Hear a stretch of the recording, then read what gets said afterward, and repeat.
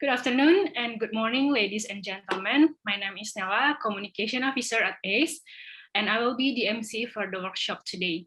It is my pleasure to welcome all of you here this afternoon. I would like to thank you for joining us today for this special occasion on our workshop, Roadmaps Towards Sustainable and Energy Efficient Buildings and Cooling in Southeast Asia, which is hosted by Brunei Darussalam and organized by ASEAN Center for Energy, the International Energy Agency, and the ASEAN Secretariat. I would like to thank you as well to our partner, the ASEAN-Australian Development Cooperation Program Phase 2. The International Energy Agency, in partnership with the ASEAN Center for Energy, the ASEAN Secretariat, the Energy Efficiency and Energy Conservation Subsector Network, and with funding from the ASEAN-Australian Development Cooperation Program Phase 2, is implementing a new project to develop detailed roadmaps for buildings and space cooling in the region. The workshop aims to bring together expert policymakers, academics, architects, engineers, and industry representatives from across Southeast Asia to share their knowledge, experience, and provide inputs into the roadmap process. This workshop is being recorded and the materials will be available on IEA and ACE website shortly after the event. Before we get started, I'm going to go through some of our agenda today. First, we will have the welcoming remarks, keynote address, breakout sessions, breakout summary, and the closing remarks. Here we have two breakout sessions where participants will be given an option to select breakout session 1 or 2. The first one is the Space Cooling Roadmap for Southeast Asia. This session will discuss the importance of sustainable cooling for Southeast Asia and examine the design and implementation of effective policy package for sustainable cooling with a technology focused on air conditioners and electric fans. And the second is the Buildings and Construction Roadmap for Southeast Asia. This session will discuss the importance of energy efficient building design, development and construction, operation and energy systems in Southeast Asia, and examine the design and implementation of effective policy package to support net zero carbon, energy efficient and resilient buildings and construction. Now I would like to remind you some of our guidelines for our meeting today. First, I would like to suggest everyone to silence your cell phone to reduce the noises. Second, participants should turn off their microphone and camera and only turn them on if they wish to present or speak. And the last one, if you wish to ask the presenters a question, please kindly use the chat room and then the speakers will answer your questions. At this time, I would like to invite Mr. Abdul Salam bin Abdul Wahab, Head of Sustainable Energy Division, Ministry of Energy, Brunei Darussalam, to deliver the first welcoming remarks. Thank you very much, Nila. His Excellency Dr. Nuki Agyautama, Executive Director of ASEAN Center for Energy, ACE, Dr. Pong Pan Borasayan, the Senior Professional Electrical Engineer of Alternative Energy Development and Efficiency of Thailand, as the Chair of the ECSSN, Ms. Caroline Scott, Deputy Head of Mission, Australian Mission to ASEAN, distinguished ECSSN focal points from all ASEAN member states, distinguished participants, ladies and gentlemen. A very good afternoon and warm greetings from Brunei Darussalam.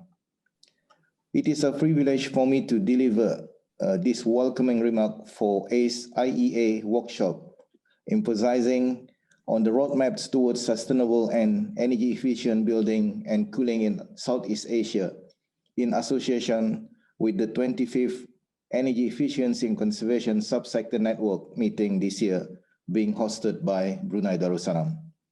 This workshop serves to allow for regional stakeholders to learn about the roadmap process fit into its design and to hear from leading expert policymakers, academics, architects, engineers, and industry representatives from across Southeast Asia.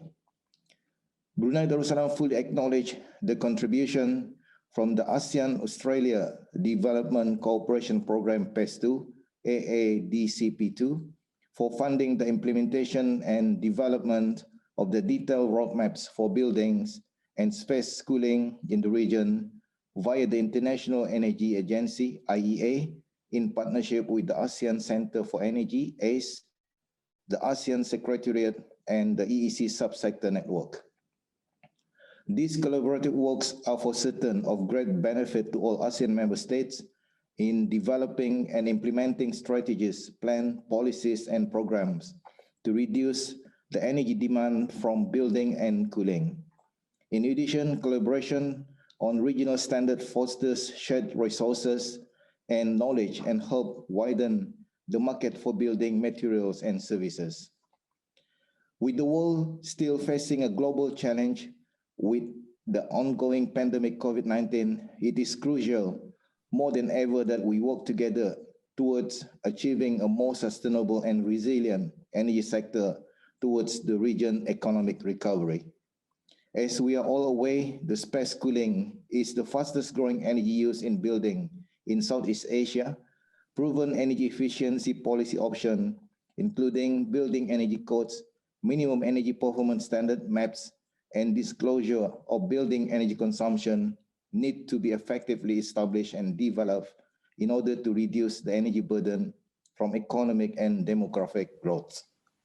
Ladies and gentlemen, with Brunei Darussalam ASEAN Chairmanship theme of We Care, we prepare and we prosper, Brunei Darussalam will continue to prioritize energy transition and energy security as part of the priority. In view of the growing concerns of climate change as well as volatile energy prices, energy efficiency is regarded as one of the vital strategies for energy transition to support the region's sustainable development. In effort towards pushing for energy transition and energy security, ASEAN member states should not only focus on shifting from fossil fuel to renewable, but it is also important to put focus on energy management, in particular on energy efficiency and on cooling.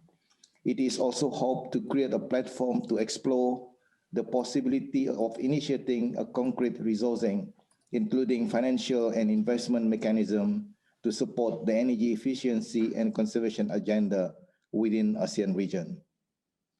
Distinguished participants, ladies and gentlemen, I understand that there are two breakout sessions to be held this afternoon. The first breakout session will focus on space cooling roadmap, which will explore the role of policies such as energy efficiency standards and labeling programs and how this can be expanded and improved. Meanwhile, the second breakout session will focus on building and construction roadmap for Southeast Asia, which will discuss the importance of energy efficiency in building design, development and construction, operation and energy system in order to determine effective policy packages to support net zero carbon, energy efficient and resilient building and construction. Both breakout sessions will provide an important platform for all ASEAN member states to identify appropriate policies that can be adopted towards the full establishment of sustainable and energy efficient building and cooling roadmaps in their respective countries. I hope that the ASEAN member state, with the support from ASEAN Center for Energy, as well as our dialogue partners and international organizations, will continue to strengthen our effort in energy efficiency and conservation program area. It is important that we keep the momentum going in engaging with all relevant organizations as well as in transitioning towards a more efficient use of energy by adopting various technologies and accelerating the whole process flow. Let us have an insightful and beneficial workshop this afternoon. With that, thank you very much. Thank you very much, Mr. Abdul Salam. For the second welcoming remarks, I would like to welcome Dr. Pongpan Farasayan. He is the Senior Engineer of the Energy Regulation and Conservation Division, Department of Alternative Energy Development and Efficiency, Ministry of Energy Thailand, and also a Chair of the Energy Efficiency and Conservation Subsector Network. Thank you, Nela. Mr. Abdul Salam bin Haji Abdul Wahab, Head of Sustainable Energy Division, Ministry of Energy, Brunei Darussalam. Dr. Nuki Akya Uttama, Executive Director of ASEAN Center for Energy. Mr. Adrian Gilbert, First Secretary, Australian Mission to ASEAN. Good colleagues, ladies and gentlemen, good morning, good afternoon, everyone. On behalf of Department of Alternative Energy Development and Efficiency of Thailand as the EE&C Assistant Coordinator. It is our great pleasure to deliver welcoming remarks for a roadmap toward sustainable and energy efficient building and cooling in Southeast Asian workshop today. First of all, I would like to express my sincere appreciation to Australian government for supporting the funding through ASEAN-Australian Development Cooperation Program Phase 2 or AADCP2 for this project. As you may know, space cooling is considered to be the fastest growing energy used in building globally, with Southeast Asia requiring 200 gigawatts of additional electricity generating capacity by 2040 for cooling alone. The required additional generating capacity will place a heavy socio-economical burden on the ASEAN region, which will greatly affect the well-being of the people, the energy security of the region, the global warming, as well as the region's global competitiveness. This workshop brings together experts from various fields, ranging from policymaker, academic, engineer, to address how energy efficiency may help lessen the aforementioned burden and provide crucial insight into a possible roadmap towards sustainable and energy efficient building and cooling. This workshop is also a part of the activity under 2021 annual priority for energy on developing ASEAN EE building and ASEAN cooling roadmaps. It is also an activity to help the region for sustainable cooling and to help achieve our energy efficiency goal at 32% energy intensity by 2025 under Upper Egg Phase 2. Ladies and gentlemen, again, I would like to express my sincere appreciation for the support from the the Australian government. I also would like to thank IEA, ACE, and ASEAN Secretariat for your hard work and co-organize this workshop today. Last but not least, I would like to thank Brunei Darussalam for hosting this workshop. I hope that this workshop will serve as a platform for all participants to have discussion and exchange ideas on the roadmap. I wish us all fruitful discussion and deliberations. Thank you very much. Thank you very much, Dr. Pongpan. For the last welcoming remarks, please join with us Mr. Adrian Gilbert. He is the first secretary from the Australian mission to ASEAN. Thank you. Mr. Abdul Salam bin Abdul Wahab, Ministry of Energy, Brunei Darussalam. Dr. Pongpan Vorosayan, Thailand Ministry of Energy. Dr. Nuki Agya Utama, ASEAN Centre for Energy. Ms. Melanie Slade of the International Energy Agency, and our friend and colleague, Ms. Mari Gail Disagon, Head of Energy and Minerals Division at the ASEAN Secretariat. Ladies and gentlemen, it is my great pleasure to welcome you all to the Roadmaps Towards Sustainable and Energy Efficient Buildings and Cooling in Southeast Asia workshop, which is supported by the ASEAN Cooperation Program Phase 2, or AADCP2. Brunei is the host, the IAA, ASEAN Secretariat for today's workshop. This is the third collaboration between IEA and ASEAN, which AADCP2 has had the pleasure of supporting. It began with the development prospects of the ASEAN power system, completed in 2015, and continued with the feasibility study for ASEAN multilateral power trade in 2019, and now with the current project, which we're exploring today, on sustainable energy efficient buildings and cooling in ASEAN. We hope that this sustained partnership has been useful and productive in helping progress regional aspirations in the energy sector. AADCP2 is emblematic of the kind of partner Australia is for ASEAN.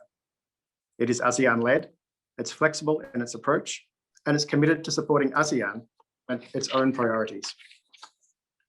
For more than a decade, AADCP2 has been supporting ASEAN across a range of economic sectors, including agriculture, MSME development, services, and investment, alongside emerging cross-cutting initiatives such as connectivity, the fourth industrial revolution, and narrowing the development gap among ASEAN member states. and I'm pleased that energy has emerged as a significant area of support for AADCP2. And I hope to sustain this under a successor program to AADCP2, currently in design and expected to commence next year. AADCP2, along with other programs of Australian support for ASEAN, is closely aligned with ASEAN's priorities, including for COVID-19 recovery, as set out in the ASEAN Comprehensive Recovery Framework and its associated work plan.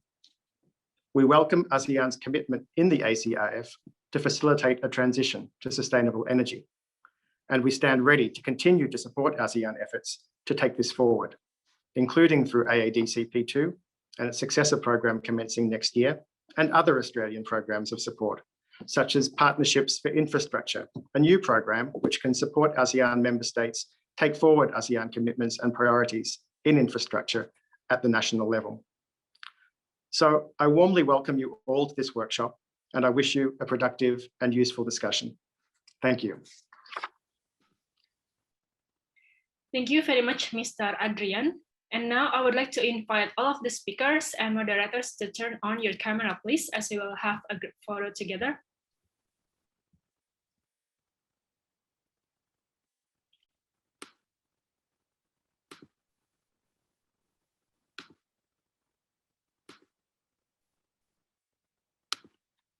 Okay.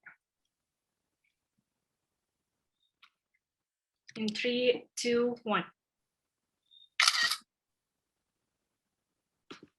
I guess one more time. In 3, 2, 1. Thank you very much, everyone.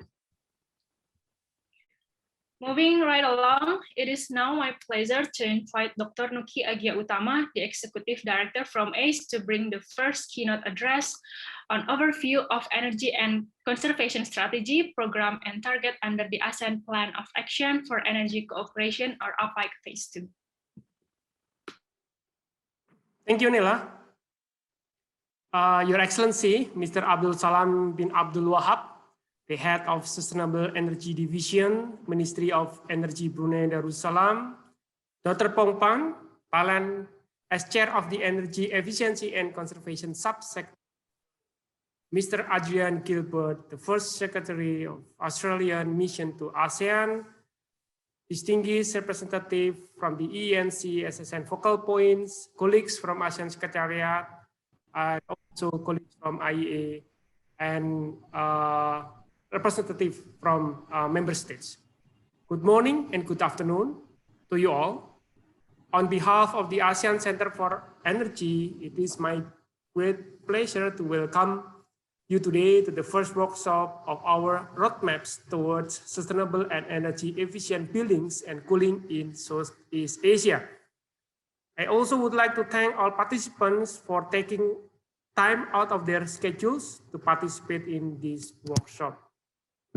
This virtual workshop is very timely and aligned with the ACE collaborative goals as the catalyst, knowledge hub, and think tank for energy cooperation, as it aims to bring together experts for policy makers, academics, architects, and engineers, as well as business representatives from across ASEAN region to share their knowledge and experience, as well as provide inputs into the roadmap process. Dear colleagues, ladies and gentlemen, the 38th ASEAN Ministers on Energy meeting, or AMEM, which is hosted virtually by Vietnam last year, endorsed the ASEAN Plan of Action for Energy Cooperation, or APAC Phase 2, 2021-2025, with a sub-theme of accelerating energy transition and strengthening energy resilience through greater innovation and cooperation, to serve as the blueprint for the long-term transformation of ASEAN energy landscape towards sustainable future, serving as a blueprint for the long-term transformation.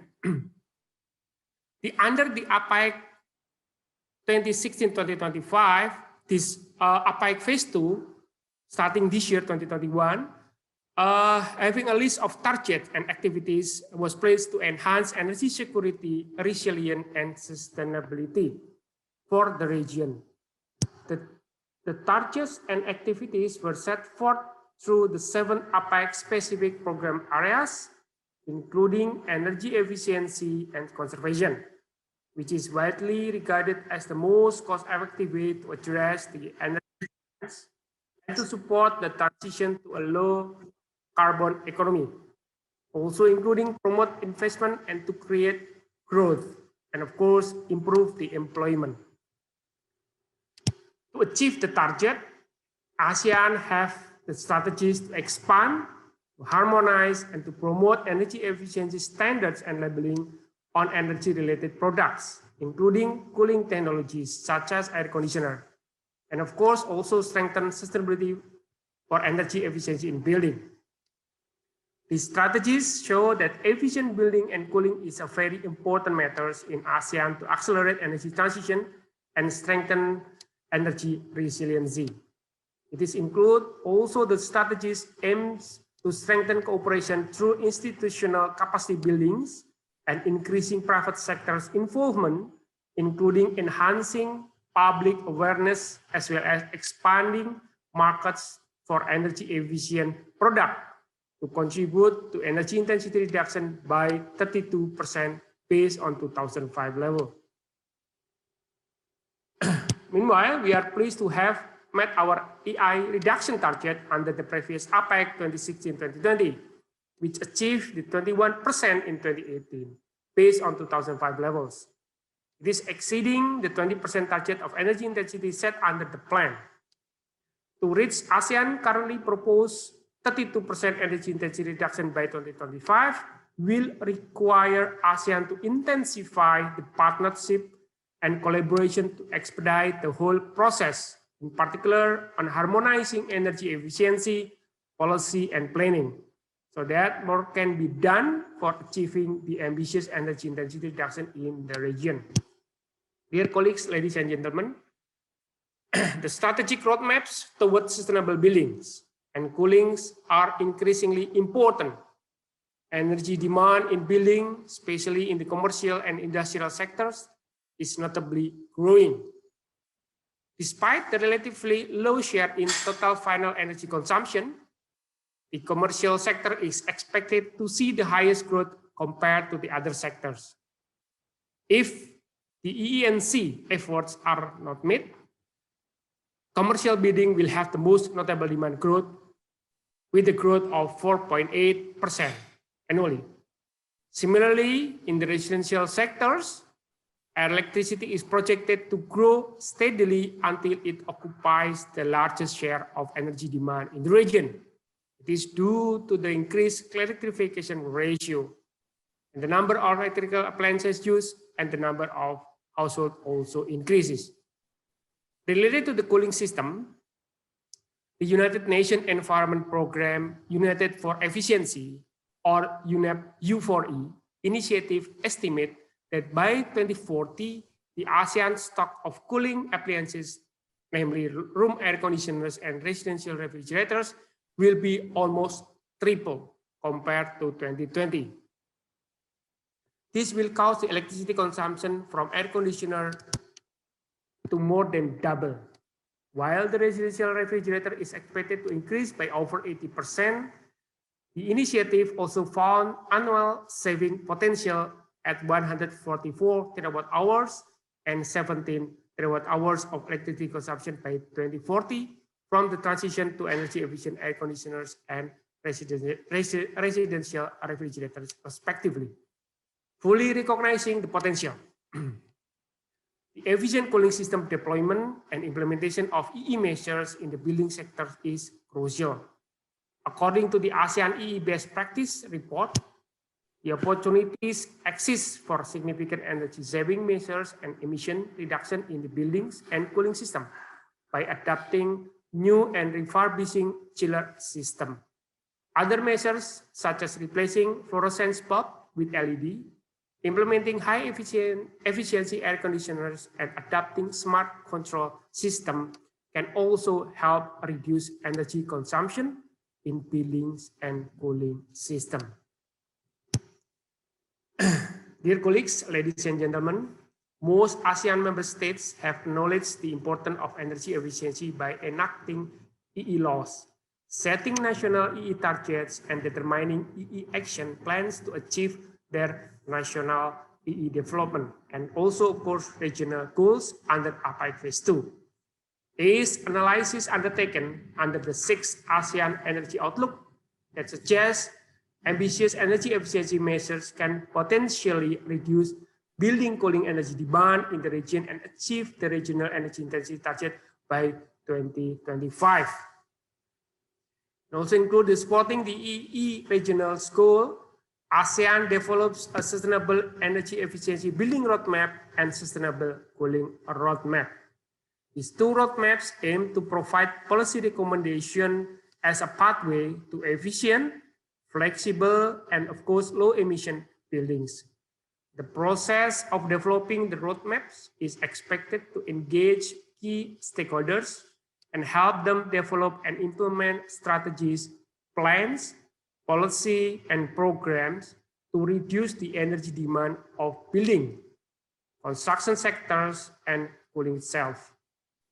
Moving forward, the member states will conduct a series of information sharing that will enhance the AMS capacity to analyze and implement policies and incentives on sustainable EE in building towards net zero energy consumption, building energy codes, and building envelope system.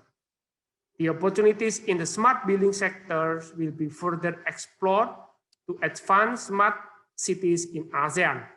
Moreover, to achieve high impact energy efficiency improvement and energy saving, the IMS will examine the benefit of new technologies, market mechanism, and policy support to serve as a basis in strengthening cooperation amongst EE stakeholders.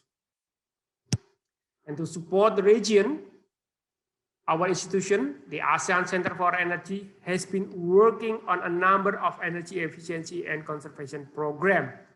To name a few, including the establishment of product registration system for cooling products supported by U4E and UNEP, and also harmonized CSPF standards supported by JAIF Japan. ACE also produced several publications to support the adoption of higher energy efficiency standards, promoting regional harmonization on energy efficiency product standards, greater private participation, and of course, sustainable building. So ladies and gentlemen, dear colleagues, I wish you a productive, insightful discussion today. Please feel free to share your knowledge, your opinion, and of course, your inputs to further benefit to the member states. Thank you very much for your attention. And lastly, I would like to express my sincerest gratitude and appreciation to the ASEAN-Australian Development Cooperation Project Phase 2, or ADCP2, for their generous support to EENC development in ASEAN, and of course, ASEAN Secretariat and IEA for being a good partner of ACE and co-hosting this workshop, and of course, generosity in preparation and arrangement being made. Thank you very much once again for your kind attention. Stay safe and stay healthy. Back to you, Nela. Thank you very much, Dr. Nuki. Let's continue with the second keynote address, which will be delivered by Melanie Slade. She is the Senior Program Manager, Energy Efficiency in Emerging Economies Program from the International Energy Agency. Good afternoon, and thank you, everybody. Thank you, our hosts from Brunei, our funders from Australia, and our partners from the ASEAN Secretariat, from ACE, and of course, the expert group on energy efficiency and conservation. A very warm welcome again from the IEA to this very important workshop, which is one of the first opportunities for stakeholder consultation on the roadmaps that we've been developing together. I'm going to start in traditional IEA fashion by a big picture presentation before my colleagues go into details on the cooling and building sectors. So if I could have the next slide, please. And the next one. Thank you. So no IEA presentation is complete without taking a step back and looking at the context for this workshop. And what we're showing here is the work that we have to do collectively to go from where we think emissions are heading, which is the top blue line on here, what's known as the stated policy scenario, and where our global climate change commitments want us to be, which is the green line, the bottom line on this chart here. And clearly there's a huge difference between the two, but about 40% of that is made up of energy efficiency using known, proven technologies. So not waiting for innovation, things we know about that we can do now. So that's the background for what we're talking about today. So energy efficiency has a huge part to play, as our previous speakers have said. Next slide, please. Sadly, unfortunately, energy efficiency improvements have been reducing in recent years. So you may remember when the Sustainable Development Goals were established, there was a requirement for a doubling of the rate of energy productivity as a measure for energy efficiency. And we did manage that for a few years, but unfortunately, that rate of progress has been decreasing and then took a very, very hard hit last year because of the pandemic. So we have even more work to do. And we would estimate that we need to improve not at 2%, but now something like 4% or maybe more in order to make up for the difference.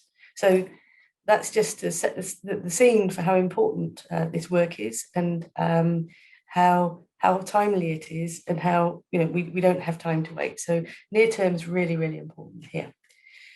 Next slide, please. There are governments are investing as a result of their recovery plans from COVID. And one of the major opportunities that we see is in job creation through sustainable energy, through clean energy transitions. And one of the best ways of creating jobs is to actually invest in energy efficiency, but in buildings in particular. The biggest gains that we see are in buildings, particularly in both new buildings and building retrofit.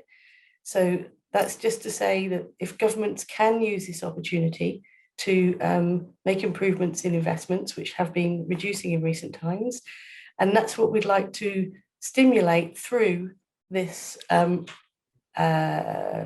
roadmaps. That's one of the purposes of those, to see how we can gain the multiple benefits of energy efficiency. Next slide, please. We're seeing that spending is happening, but it's uneven, and some governments are seeing this opportunity. But one of the main parts of the world that's happening currently is the European Union, and it would be great to see if we can start to stimulate that sort of spending in ASEAN countries as well. So just to be clear, this is money that governments have decided to spend anyway to boost their economies. So it's not looking for new money, but it's focusing it on the opportunities that energy efficiency bring. Next slide, please.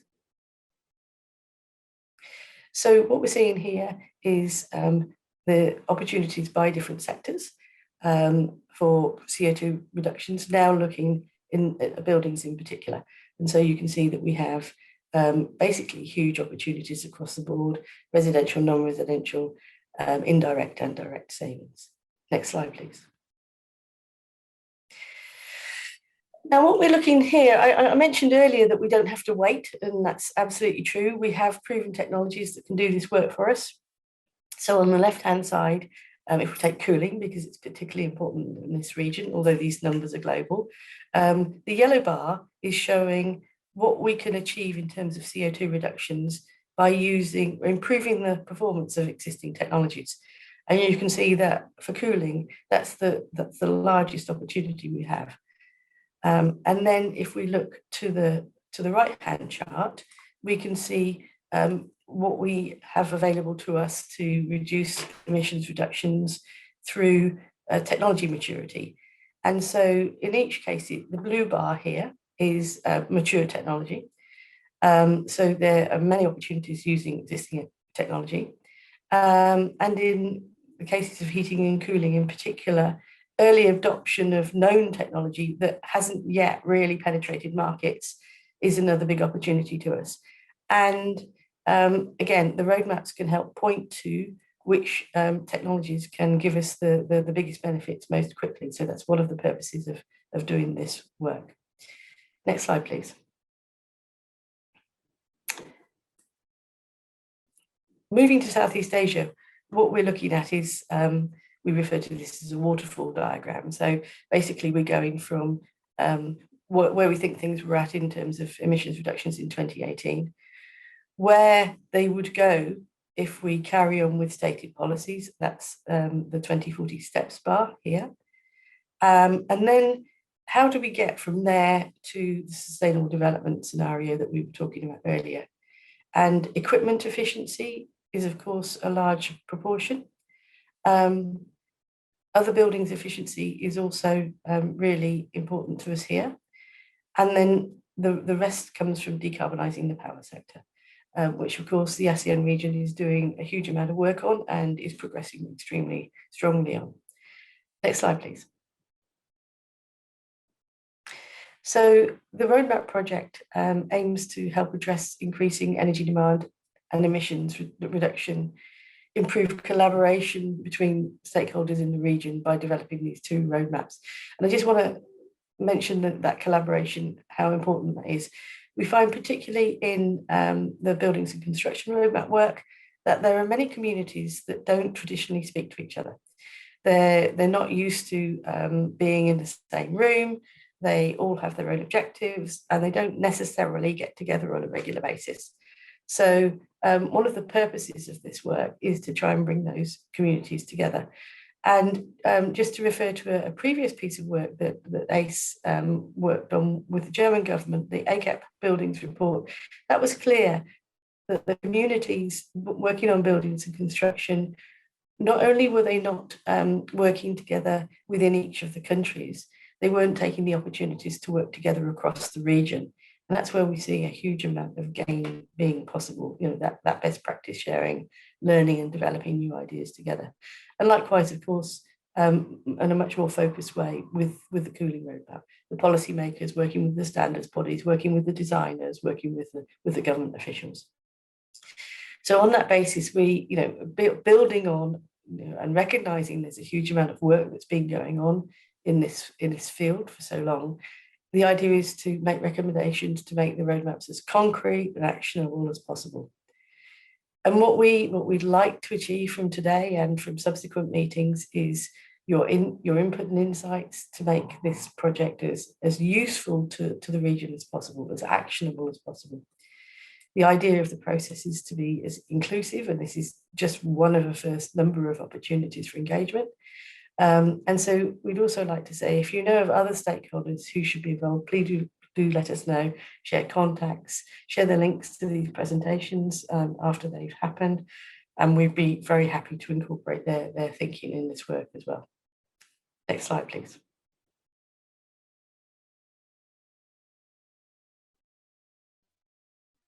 So with that, I will finish. Thank you all again. Thanks to partners, collaborators, for a really, you know, collegiate working spirit. And let's hope today is a really constructive building block for this roadmap development.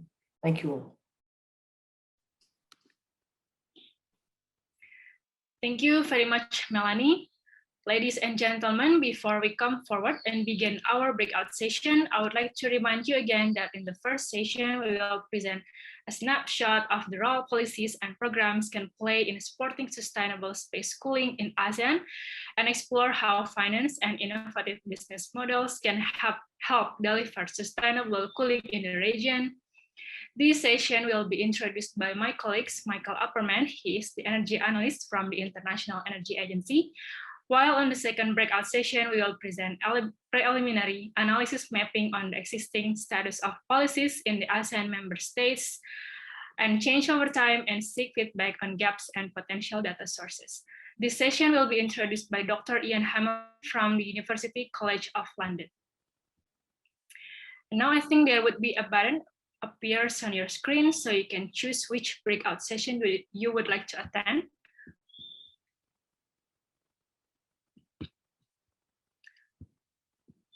The breakout rooms here is on the bottom side of the platform. So I'd like to welcome everybody to Breakout Session 1, a Sustainable Cooling Roadmap for Southeast Asia.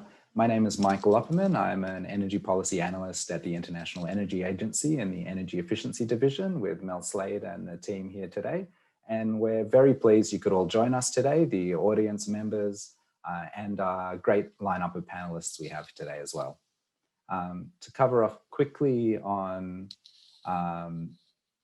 housekeeping, it would be great if everybody could please keep your microphones on mute and cameras off if you're not invited as a speaker today. If you do have a question or a comment that comes up during the session today, please feel free to post it in the chat window, and one of our team or the panelists can feel free to respond to your question when we get a moment. I did see a question pop up quickly about how to change breakout group sessions. You should be able to by clicking on the breakout room button at the bottom of the screen on Zoom to again scroll. Maybe I'm wrong. You might be able to click on the right of your name to assign yourself or move to another room, but I apologize if not, maybe one of my colleagues can answer in the chat window. In the interest of time, I'll keep this introduction short so we can move on to our great lineup of speakers and panel sessions today. So if we could have the next slide, please, Tia. And perfect, thank you. So we'll be, thank you.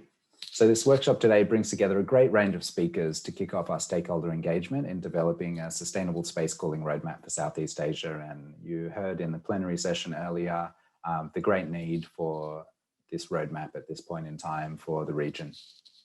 Today marks the first of our stakeholder engagements to support the development of both the buildings and construction and also the cooling roadmaps.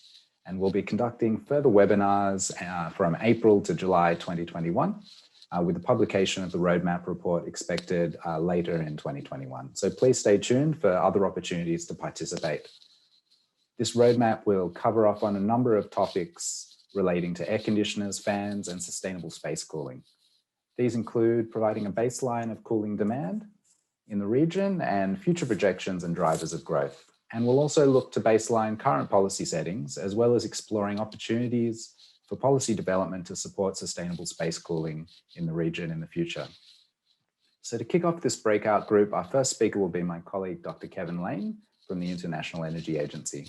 And he'll help to set the scene with an overview of cooling demand and a top-down view of how different policy tools can drive progress.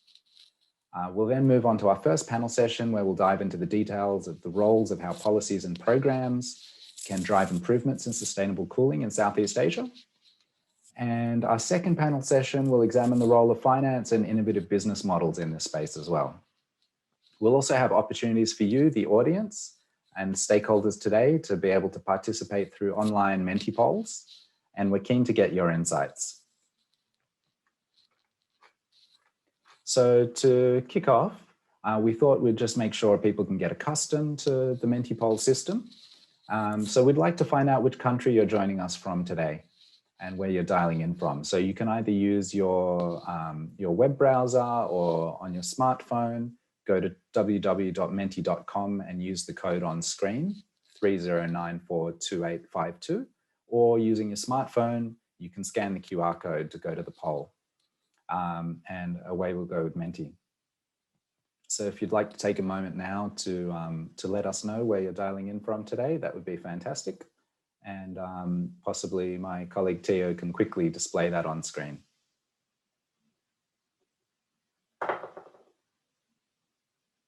And without further ado, I'd like to now hand over to my colleague, Dr. Kevin Lane, to deliver this opening presentation. Thank you. Thank you for that introduction, Michael. My name is Kevin Lane. I'm an energy efficiency analyst at the International Energy Agency. I'd also like to extend my warm welcome to everyone here as well. And I'm just going to give you a brief introduction to cooling in Southeast Asia. So as Michael said, more just to set the scene in terms of where we think energy consumption is going, where's cooling going, and then explore some of the opportunities we have to try and reduce that energy consumption.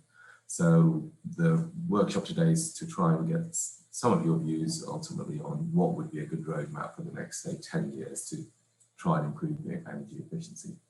So next slide. So what I'm showing here is just some historical information about energy consumption or electricity consumption of air conditioning around the world. And if we look at Southeast Asia, if we go back to 1990, there's maybe only about 10 terawatt hours of electricity being used for cooling.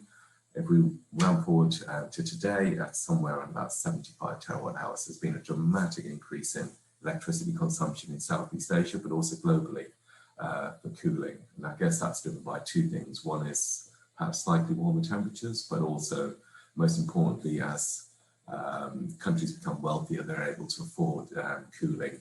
And in places like Southeast Asia, it's not only a luxury to have cooling, it's increasingly a necessity to have this cooling. So we'd expect this trend to continue.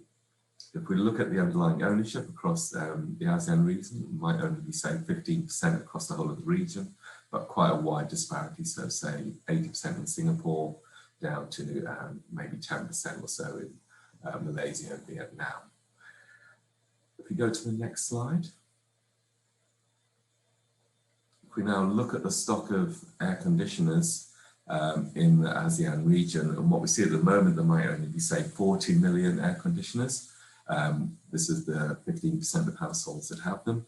But if we go forward to 24, we expect this to rise dramatically as the region becomes wealthier and people do purchase more equipment. So by 2040, it could be, say, 300 million air conditioners in the region, meaning about 60% of households will have an air conditioner, with maybe 2 per household that will be having an air conditioner.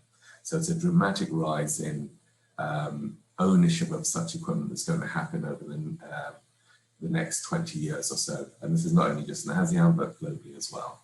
So this really is an important sector for policymakers to understand and implications of this sector. So if you go to the next slide. And this is just to reinforce that out of all the end users, it's probably cooling that's going to be one of the largest increases over the next 20 years. So cooling is really a key priority sector for us to understand. So if you go to the next slide. And what this is showing is just what is the headline electricity consumption that's expected out to 2040. So it could be as over almost 350 terawatt hours of electricity by 2040. So that's a dramatic increase, so maybe 250 terawatt hours increase over the period. And that's a substantial amount. That's maybe the same amount of electricity, it's a huge amount. But if we improve the efficiency of equipment, we could reduce electricity consumption by 110 terawatt hours by 2040. So that's just by improving efficiency, no other measures. And that 110 terawatt hours would be the equivalent of, say, Malaysia, Philippines, and Vietnam's current electricity combined. So it is a very large amount of savings possible just from efficiency.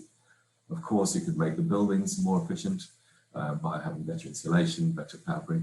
That would also save energy as well. And as Melanie showed in the introduction as well, decarbonising the supply will also have an impact on carbon emissions. So the energy savings, those 110 terawatt hours, would represent maybe 30 megatons of carbon at the moment that could be avoided by more efficient equipment. Not only is the electricity consumption an issue, just in terms of having to deliver the capacity, generating capacity and deliver that, also it's the peak time as well. So at the moment, 10% of the electricity peak is probably going to be cooling. By 2040, that could be as high as 30%. And this is problematic because you're only needing generating capacity for a small part of the day when it's at its hottest. So we've got excess capacity really at that time. If you improve the efficiency, that peak could be reduced to, say, 15%. So it's not only the electricity savings, but it's also the peak as well that's needed. Okay, if you go to the next slide. The good news is that more efficient equipment needn't cost much more. So what we've got here is a data set from a survey by our colleagues at CLASP. So it's actually a really nice data set. What showing on the left-hand side is efficiency on the x-axis. So going from cooling seasonal performance factor of say 3 up to about 7. And on the y-axis going upwards, we've got the purchase price of the equipment. And what you see is that as the equipment gets more efficient, it does cost a little bit more. However, you could go from a seasonal efficiency of say 3 up to 5, even 6 without it costing much more. So a consumer with the right knowledge could purchase a more efficient equipment without having to pay a lot more for the appliance. If you look on the right-hand side, what this one's showing on the y-axis is not just the purchase price, but also the running price coupled with the purchase price. So it's the lifetime cost of the appliance. And what you see over the, say, 10 years of the piece of equipment is that consumers, if they purchase a more efficient one, will end up paying less money over the lifetime of the equipment. So it's in their financial interest to buy something that's even at the moment, say, at 5 or 6 cooling season performance factor. So the good news is products are on the market to more than double the efficiency of the products, and they needn't cost that much more at the moment to purchase those products. If you go to the next slide. So what's going to help drive that improvement in efficiency? So there's several bits of things that policymakers can do, and usually classified in 3 main regions. One is regulation, one is information, and one is incentives. So in terms of regulation, to really move the bottom end of the market, minimum energy performance standards are one of the key regulations that governments can use. And the ASEAN region's got a very good history of coordinating that action, and actually now have a requirement to have a seasonal factor of 3. So ASEAN's already on the way towards doing that. Building codes, which is in the other breakout sessions, another important area. Importantly, information can help, so consumers can better understand and say what's on the market through, say, labeling or product registration systems. They can purchase more efficient equipment. However, what's also interesting, what we'll hear a little bit more about today, is what's on the incentives side, what can pull the market up. And this can include things like rebates or loans to help consumers purchase more efficient equipment. But it can also be other things which you saw in the strategy presented earlier. So it could be things like on-bill financing, maybe energy service companies could have a role to play as well. And we'll come back to that later in this session today. So next slide. I just want to finish this as my last slide. This is something we're working with the Super Efficient Appliance Deployment Initiative, and it's something called a ladder framework. And this is setting out what policy should look like for the next, say, 10 years. So we're focused here on 2 of the main policy regulations. So we have MEPS in 2020 and the energy labels, 1-star to 5-star, with efficiency on the left-hand side. However, by using these performance tiers or our ladder, you can set future levels into the future. So having a roadmap to say where MEPS could be, or maybe where the energy label thresholds could be, is a good way to provide certainty to the market. And these thresholds can also be used for other performance, other policies in this space. So this particular roadmap is something that will be developing for multiple countries, and we'd like to explore further with the ASEAN group as well to see what can we do up to the year 2030. And final slide. Good, next slide. So I'd just like to summarize by saying in the ASEAN region, electricity consumption is rising very quickly at the moment, and we expect an even further dramatic rise by 2040, and that's going to have a very significant impact on the grid.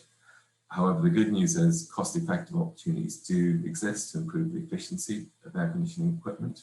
However, that's only going to really be delivered if we have very good policies to drive a lot of that. A lot of that will come from minimum energy performance standards and labeling, as well as a pathway to signpost where industry should be going. And also new business models might be useful as well in this context. And ultimately, looking at these pathways is what we're going to be doing in our roadmap project. So we certainly welcome your feedback and your input into this project. So with that, I'll hand back to you, Michael. Thank you very much, Kevin. And thank you for the wonderful overview there of cooling demand and forecasts in the ASEAN region, and also some of the different policy measures that can be put in place. And that's a wonderful introduction now into our next panel session. I'm not sure if my colleague Tio is able to take control of the PowerPoint presentations again and share the first Menti poll results. But if not, then perhaps we'll skip the next Menti poll question and move straight on to our panel discussion in the interest of time. So I'm very pleased now to introduce the first panel for our session, and we have a wonderful panel of speakers today. We have Alvin Jose, Principal Energy Specialist from Sustainable Energy for All. We have Wisarut Metasit, an engineer from the Department of Alternative Energy Development and Efficiency in the Ministry of Energy, Thailand. We have Catherine Hassan, Associate Southeast Asia from CLASP. And last but not least, Bingtang Mudana from the ASEAN Center for Energy. So we have a terrific lineup. And I'd now like to call on Alvin Jose to deliver your intervention. Thanks, Alvin. Over to you for now, Alvin. Thank you. Okay, thanks a lot. Good morning from Vienna.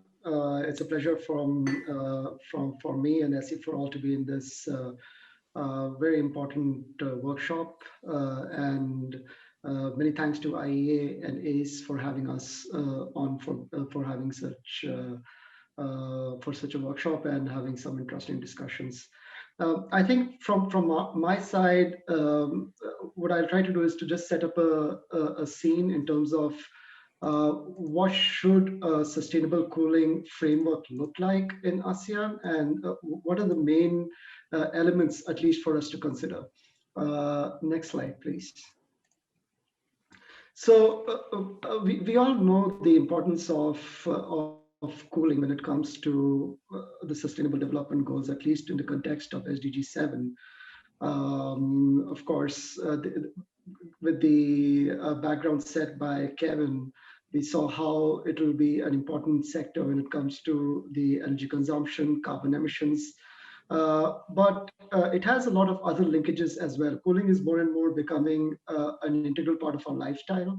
And maybe 10, 15 years ago, it was considered luxury, but not anymore.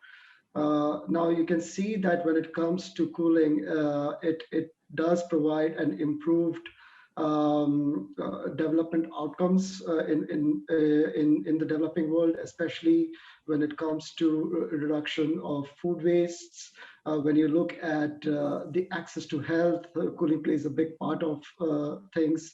Cooling plays a big part in terms of productivity.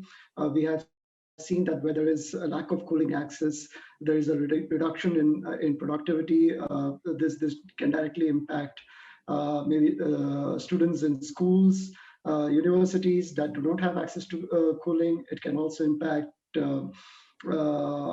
those workers who are in the daily workforce. They might be having impact or loss of productivity. So this actually shows that cooling has a lot of challenges when it comes to how it interplays with our lifestyles. Also, if you look at how now our cities are evolving, at least in the global south, cooling is also becoming a big part of the energy chain, but also in terms of how it plays with other aspects in terms of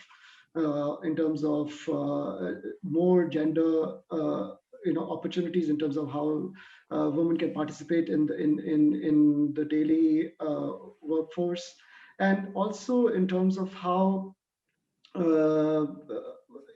it works in terms of the overall different spheres of people that we look into. So next slide, please. And with that, I can basically comment to is that last year we had released the Chilling Prospects 2020 report. which basically tracks the issues in terms of access to cooling to the various kind of populations around the world. I have taken this data for Southeast Asia, and it basically shows the data for 2020. It is more specifically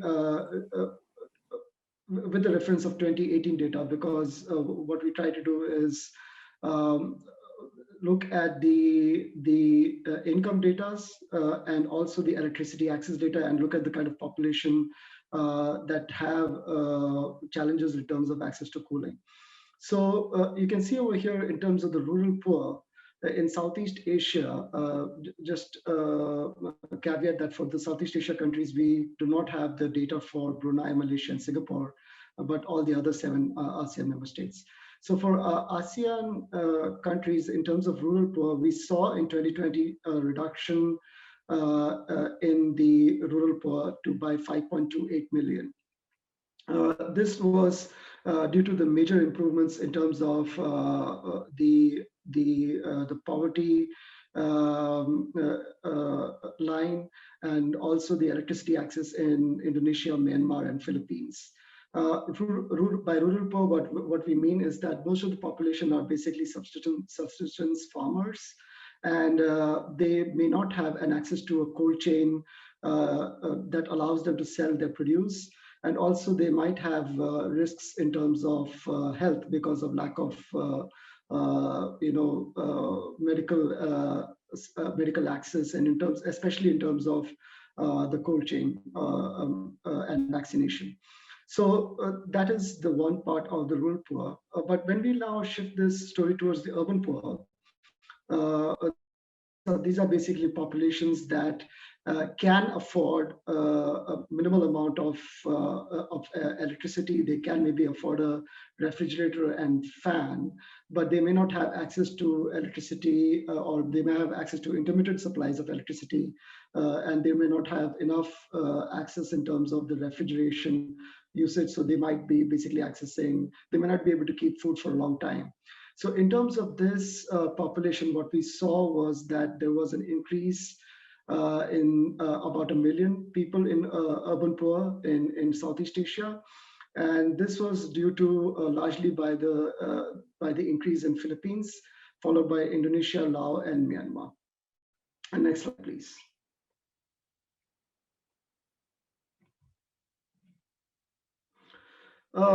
The next set of group that we saw are the lower middle income, and by lower middle income we mean that typically these populations are seen in cities or urban areas.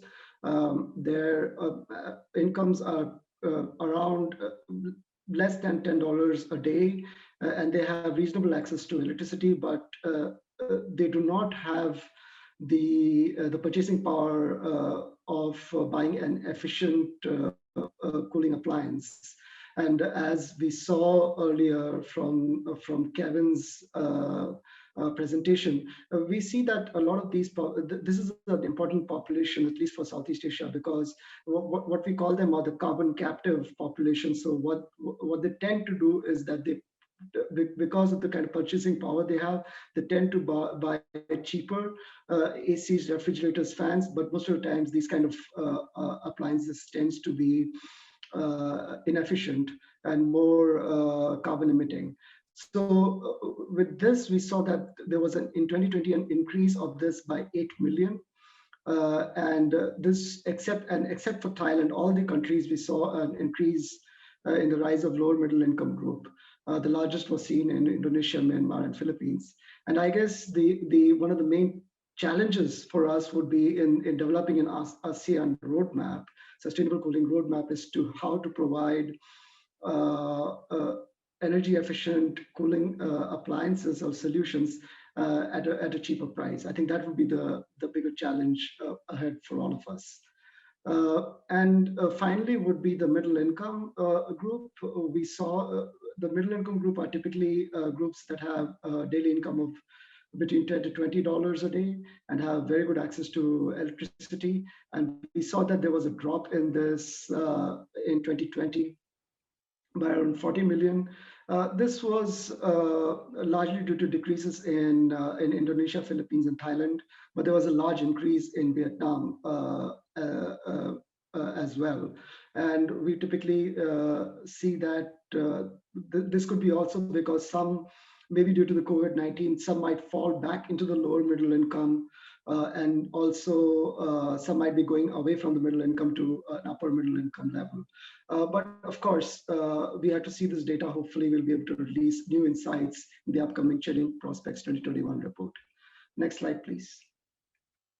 So finally, I think this is my final slide. And in terms of a framework, I think it is very important to look at cooling from a holistic picture. We all tend to look at cooling generally from an end-use perspective, but I think what would be important for ASEAN and ASEAN member states to look into is how to look at cooling from a more from a holistic framework and ensure that we are capturing all the major elements, or at least all the from sectors from where cooling demand rises.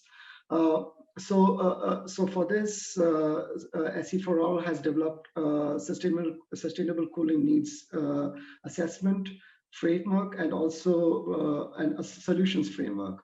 So we think that the major three areas and from which cooling needs arises is basically for thermal comfort, for food and nutrition, basically for cold chain, and for healthcare, as you all can see now how the presence of cold chain is becoming more and more important for vaccination efforts for COVID-19. Next slide, please. Next, yeah. So to do this, we need to optimize by 5 main elements or solutions approach. One is we call protect, basically to provide solutions that are that protect vulnerable peoples, businesses, and countries. To reduce is basically to get into policies that look into reduction of cooling demand, active cooling demand, that is through solutions such as passive cooling solutions or better urban planning.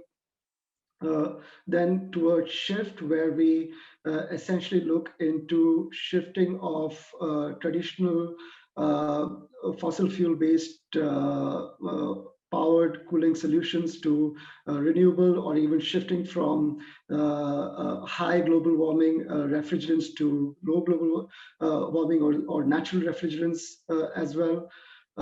And to improve, and this is where Kevin's presentation was mostly focused on, was to improve the energy efficiency of the cooling solutions out there, and to leverage, of course, the various kind of innovative models and mechanisms that can make all of this financially feasible for large sections of societies. Next slide, please. And then finally, all of them would be bucketed into the 4 major areas of solutions, which is technology, services, policy, and financial. In terms of technology, of course, we have active solutions, which we mostly tend to focus on, but I think it is very important to also look into the passive solutions as well, because if you look at the urban poor or even rural poor people, a lot of them would be mostly can afford only such solutions. And in terms of cooling, for active cooling solutions as well, it is very important to also look into energy efficiency of fans, because for a lot of people, that is the first tier solution that they tend to access. Next would be services. In terms of services, I think it would be important to look into how the buildings are operated and then they're maintained, and also in terms of how these appliances are also operated and maintained. Another big part of services would be also how the refrigerants are being used, and in terms of how they can be ensured that the leaks are reduced. As well, there's a big part of these services where skill development and upgradation and a lot of investment in terms of human capital has to be also be done. In terms of policies, there's a wide range of policies which Kevin already mentioned. I won't go through it. But one thing certainly would be is that in this policy framework, what will be very important is to have an overall coordination framework, because sustainable cooling solutions delivery is not only or its success of it is not only dependent upon the energy ministries. It would be also important to have the buy-in of other relevant government stakeholders, for such as housing ministries, the local urban development planners. So all of these different policy developers and implementing agencies have to actually come together, and that coordination framework has to be set up at national levels for it to be successful. And of course, nothing can be done without the finance to deliver them.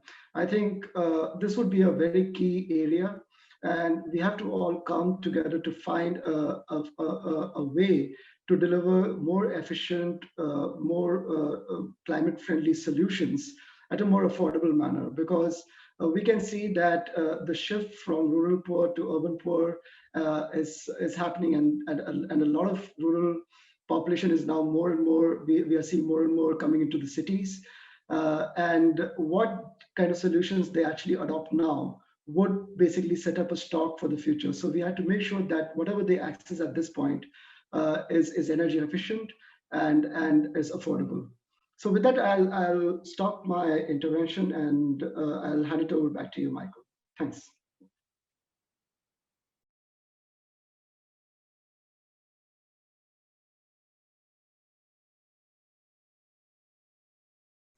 Sorry, I swear I clicked that mute button before I started talking. Thanks, Alvin, for that presentation. I think it's a really great introduction to the panel, and really excellent to see the socioeconomic issues and the human issues right at the front and center of the space cooling challenges for Southeast Asia.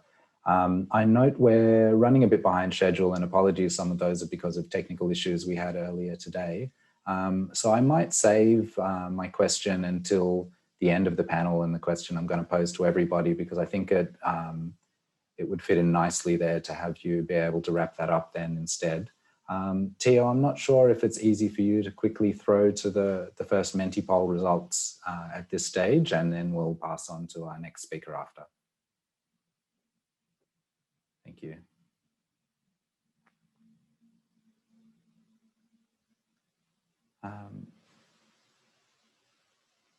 Thank you so much. So we can see here that we have a wide range of places people are dialing in from today, and a good range of people from across the ASEAN region who have joined us. So thanks so much, and it's great to have such a diverse group dialing in today.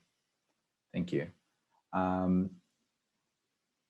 We'll push on now to our next speaker.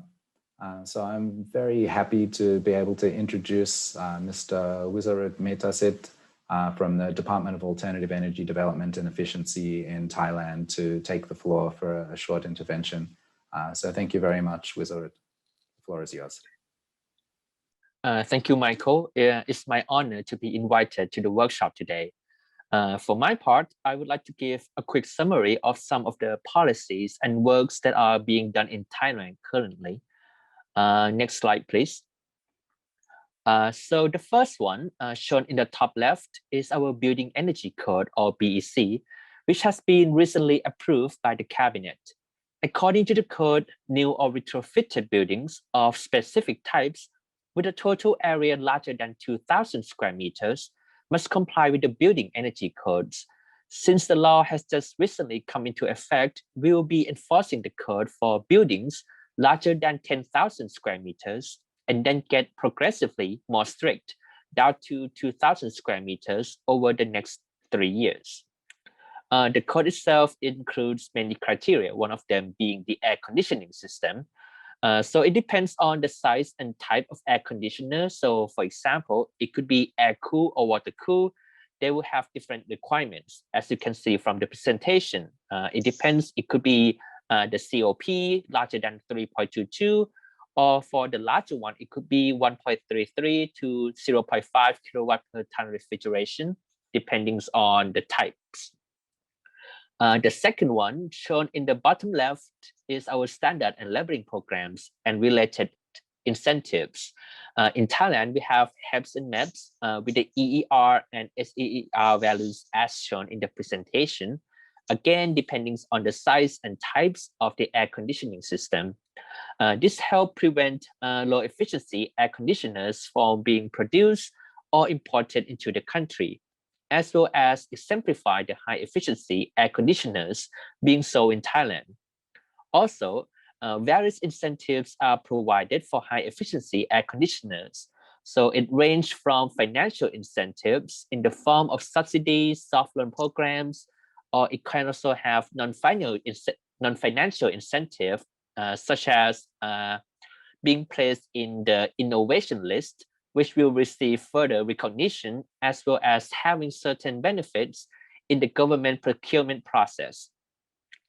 The third program, which is in the bottom right, is a program called the Ragnama, which is a collaborative project between GIZ of Germany, Electricity Generating Authority of Thailand, or EGAT, as well as my department, the EDE of the Ministry of Energy. This program is financed by the NAMA Facility Fund. So under this program, we expedite the market entry of energy efficient air conditioners by using the environment-friendly refrigerant, the R22. And how the program works is that it supports multiple key factors.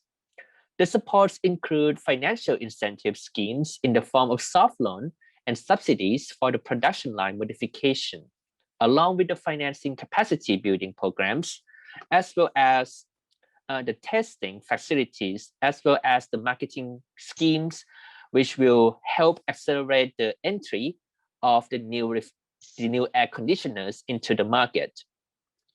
And then last but not least, in the top right corner, we have regional collaboration on air conditioner standards and market verification and enforcement.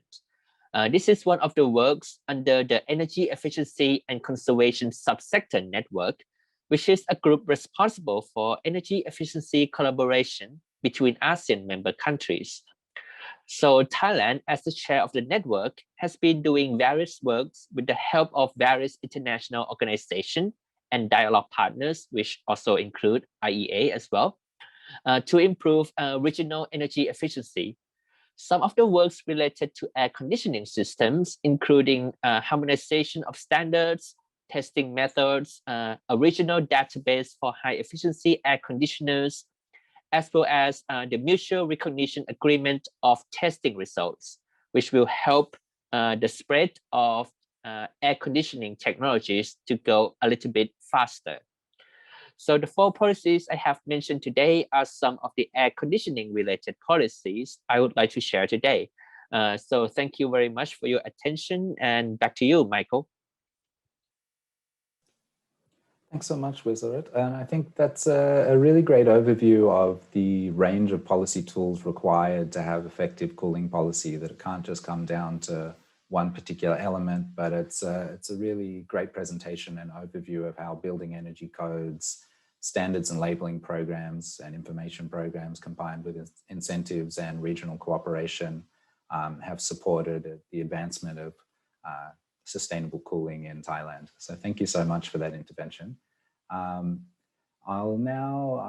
like to introduce Catherine Hassan, an associate from Southeast Asia for CLASP, to make your intervention.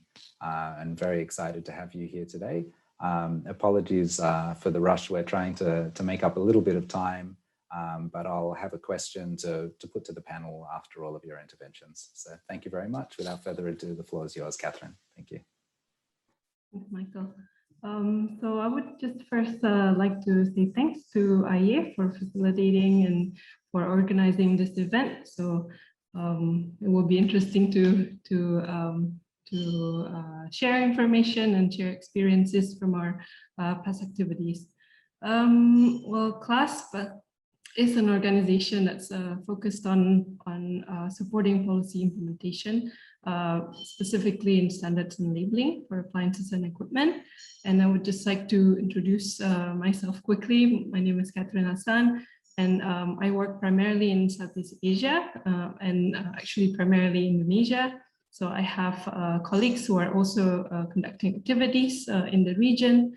And just to begin, I guess Alvin Jose and Kevin Lane and also previously Mr. Wisaruth has really well provided a good background on why space cooling is so important for the ASEAN countries. It's a special region, especially also for our organization. We consider it a focus region that we really want to support or provide contribution in. We know that electricity consumption has been growing tremendously, as Kevin shown earlier. And I have, so just diving right into it, I have a map shown here of the region. We know that when we think about space cooling, actually two equipments come into mind for the region, where we have constant need for providing thermal comfort. So air conditioners and also electric fans, so electric comfort fans. Air conditioners, we do know this is a group or a product group that contributes to a significant increase in peak demand and also growth in electricity consumption over the decades. And also, so of course, we have seen that countries in ASEAN are mobilized to adopt standards and labeling policy for ACs. As we can see here in the frost blue, these countries are already implementing standards and labeling programs or policies for ACs. And in gray, countries that are moving towards it, in the process of developing policies. And we do know that, we all know that there is a regional effort for ASEAN harmonization under the ASEAN Shine framework. And so we really think that we're supportive of the effort and would like to continue to contribute towards that over the next years. And just a quick glance here for funds, even though it is a more common appliance that's commonly found in ASEAN households, only limited number of countries have already adopted labeling policy for comfort fans. And we are actually hoping that maybe in Indonesia it will be developed soon, and actually Philippines as well. And so just moving on to the next slide quickly. I just have this overview of our presence in Southeast Asia. So we have been very fortunate to have been trusted to work with policymakers, supporting the process in the policy implementation, policy development, and capacity building in a variety of activities. So as listed here, we are present in a number of these countries: Cambodia, Laos, Vietnam, the Philippines, Indonesia, Thailand, and as well as we work on regional activities under funds available from KSEP and also from Asia Edge initiative. And so we are happy to share our experience and our findings from our past and ongoing activities on these two main products. I guess this is that's all from me, Mike. Very brief. Thanks so much. Thanks so much, Catherine. And it's really fantastic to get that overview of cooling policy development for those two important technologies, ACs and air conditioners and fans, that are the core focus of the cooling roadmap, especially because we do have the sister roadmap under development for buildings and construction that covers those other important elements around building fabric. Thank you. And again, national and regional compliance and a lot of that work around cooperation is a crucial piece of the puzzle. So again, I might come back with a question at the end of the panelists' interventions. but this is probably quite a good segue to our next speaker, Mr. Bintang Widana from the ASEAN Center for Energy. So I'd like to invite you now to take the floor and a short intervention. And again, unfortunately, we're running a bit behind today, but if you're able to keep it within 5 minutes, then we should be able to be back on track. So the second panel isn't cut short. So thank you so much. And the floor is yours, Bintang. Okay, thank you, Michael. Okay, so good day, everyone. My name is Bintang from the ASEAN Center for Energy. Thank you very much to IEA for this wonderful opportunity. I would like to share about our current ongoing program, that is the promotion of higher efficiency air conditioner in ASEAN through harmonization of standard and also through the strengthening market verification of enforcement capability. Next slide, please. So this project is done with ACE as the PMO, and we are supported by the IIEC and the U4E, and also supported by the Japan Asian Corporation Integrated Fund. Next slide, please. Okay. In this project, there are two phases, and currently we are in the phase one, about three work packages. That is the harmonization toward common evaluation method, support national and regional policy development, and also the capacity building for the testing laboratory. Next slide, please. Currently, we are already finishing the regional development. That is, we are already having a technical working group and the policy working group for this harmonization of the air conditioner. And we are moving on to the recommendation to our subsector network in the ASEAN, that is the EENC, Energy Efficiency and Conservation Subsector Network. And so after that, we will have a national chapter for the ASEAN member state to all of the 10 countries. And also we will have in the work package 3, a round robin testing of the air conditioner in the ASEAN, in these 5 countries in ASEAN. Next slide, please. So this is the update of how the current policy and condition in the ASEAN. As you can see, that most of ASEAN member countries have already adopted or in the process of approving both ISO 5151 and ISO 16358. In the exception of the Singapore, that is because they already have a similar to the CSPF, that is the weighted COP or weighted EER. The metric itself mostly also use the CSPF. And from our technical working group, we are also having a consensus on using a temperature bins hour that reflect the usage pattern of ASEAN countries. So there will be a regional temperature bin and also a national temperature bin that is convertible. And also, as you can see here, the ASEAN member countries also have a maps and labeling program in ASEAN, and we are currently helping them to develop it. We also have a regional maps at the CSPF. For CSPF, there is 3.07 for the AC cooling capacity below 3.7.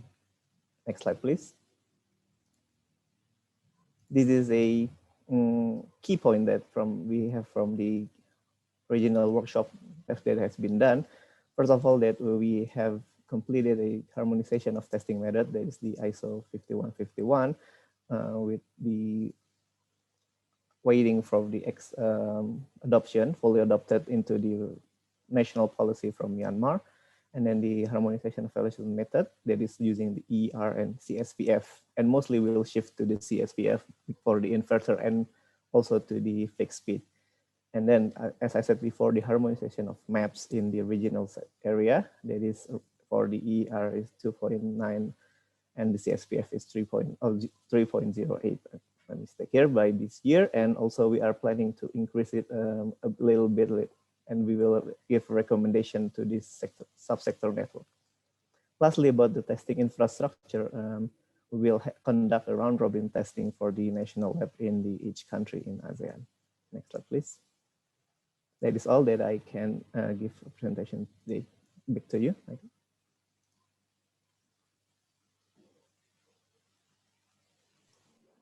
Thank you so much, Bintang, and I appreciate that presentation, and it's great to see all of the work that the ASEAN Center for Energy is undertaking relating to space cooling in the region.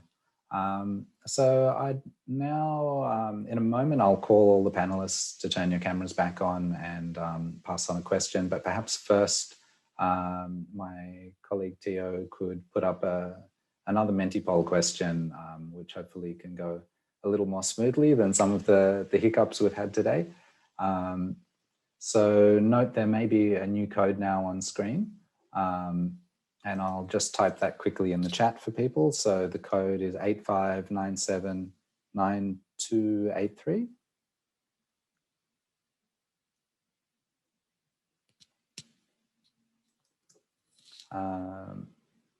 And the question we have here is to get some of you, the audience, and your opinions on what you think some of the most important policies are for sustainable cooling. So we have choices of minimum energy performance standards and energy labeling, monitoring, verification and enforcement or compliance type of activities, incentive programs through measures such as grants, tax rebates, public procurement and loans, or innovation, research and development. So you can go to the Mentipoll there and rank from what you think are the most to the least important policies. And I'm not sure if we're already seeing some results coming in that we'd want to see now, Tio, or we could return to them after the question.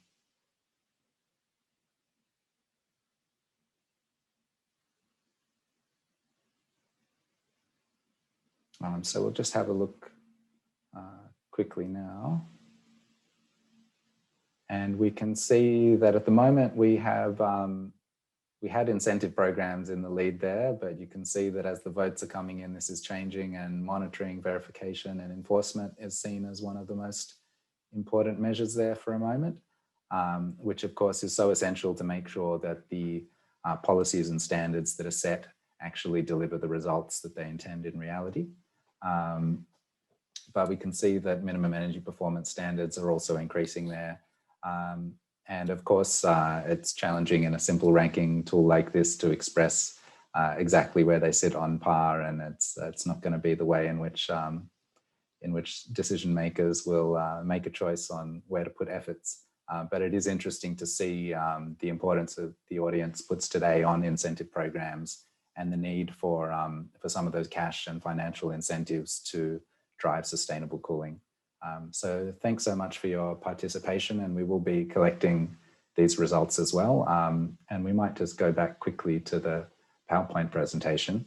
But the question I have for each of the panelists, with hopefully just a short response of up to a minute each, is the question of what you think is the most successful space cooling, or what you think are the most successful space cooling policies in ASEAN at present, and what you see as the main opportunities for improvement in space cooling in the future. So I might just throw to Alvin first, if that's okay, and happy to repeat the question if you need. So I'll just do that one more time for all of the speakers and also the audience, which is what do you think are the most successful space cooling policies in ASEAN at present? And what do you think are the main opportunities for improvement in the future? So thank you, Alvin. Yeah, sure, Michael. I think certainly in terms of space cooling in ASEAN, what comes to my mind is certainly the MAPS program, which has been taken. Of course, in many countries, it is in different phases, and I commend the effort done by ACE to harmonize this and bring everyone. This is a very difficult work. I totally understand that. And so it's and how that if ASEAN is able to achieve this faster, I think there is really a big success story behind this because of the economies of scale that is pretty much around it. ASEAN is also a center in terms of technology solutions provider as well. And I think there's a lot of potential in terms of how the space of how a harmonized maps, the regional technology development provider, and especially in terms of how the ACs are produced and sold globally, and also how the economies of scales can be leveraged. I think these are the three main areas which, if ASEAN is able to dial it in properly, this can be a big success story. And I'm very happy to see that a lot is happening on this side. Thank you very much, Alvin. So I might throw next to Catherine to get your thoughts on what you think have been the most successful policies to date and what you think the big opportunities are for the future. Yeah, I guess I would like to second Alvin's comment on the ASEAN harmonization effort. It will definitely be a game changer when all countries can really implement and can really establish an aggressive roadmap that will really strengthen the whole region, and that will make sure that we can prevent influx of inefficient technologies to the region. And you can also share resources because not all countries have the same level of available resources and testing capabilities, right? And so I think that would be upcoming. But I would also add that we are currently collaborating with Thailand with EGAT. Actually, there is a program. Maybe Mr. Wisarus can add some more comments on this as well. But our colleagues really think that this is an inclusion of digital information and labeling. So giving consumers access to the labeling information, even pre and post purchase, it would be really valuable in the process. That would really give consumers power to make the decisions that they have to make. These appliances last for a long period of time. ACs can last up to 15 years. And so, yeah, this would really be transformative, giving the power back to consumers to make the right decisions for their benefits, of course. Terrific, thank you so much. And now I'd like to open up for Bintang to provide a short response. Thank you. Okay, so for the project, I think it is about the harmonization for the testing method, evaluation method, and also the maps, starting from the ASEAN Shines first until now being handled by ACE, is the most success story of the space cooling policies roadmap in the ASEAN. However, from your response in the Menti, I have to agree that the opportunity for the next step is also about the market verification and enforcement, because in ASEAN itself, we have a lot of local manufacturer in ASEAN, and we have to, increase their capacity for their production so we can fulfill our own market in the ASEAN. And also for the consumer, the user, we have to have them realize the importance of using the energy efficient air conditioning and other appliances for the sake of the effort we have made in the ASEAN and also in the whole world. So I think that's my response. Thank you very much, Bintang. So last but not least, I would like to throw the question over to Wizarud to see what you think the most successful policies have been for space cooling in ASEAN to date, and what you think some of the opportunities are for the future. Thank you. Thank you, Michael. So I guess all four of us have the same line of thought. So in my opinion, the equipment harmonization is going to be like the most successful, or at least the one with the most potential, especially considering such a large gap between the existing maps in the ASEAN region and the best available technologies. But I would like to add that not just the standard harmonization would be needed, but also the accompanying harmonization. So for example, the harmonization of the testing methods, the harmonization of evaluation, as well as the enforcement of each country would play a major role for the harmonization of the standard to actually works and be successful. I think that's what I would like to add. Thank you, Michael. Thank you so much, and thank you to all of our panelists. And I think it's great to have a range of different perspectives, but all converging on some of the big opportunities there to improve space cooling in the region. So looking very much forward to those opportunities playing out over the coming years.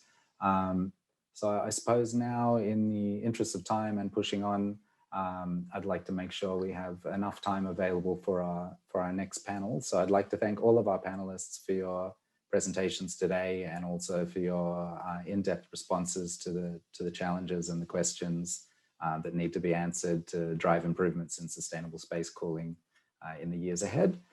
So big thanks again to all of you.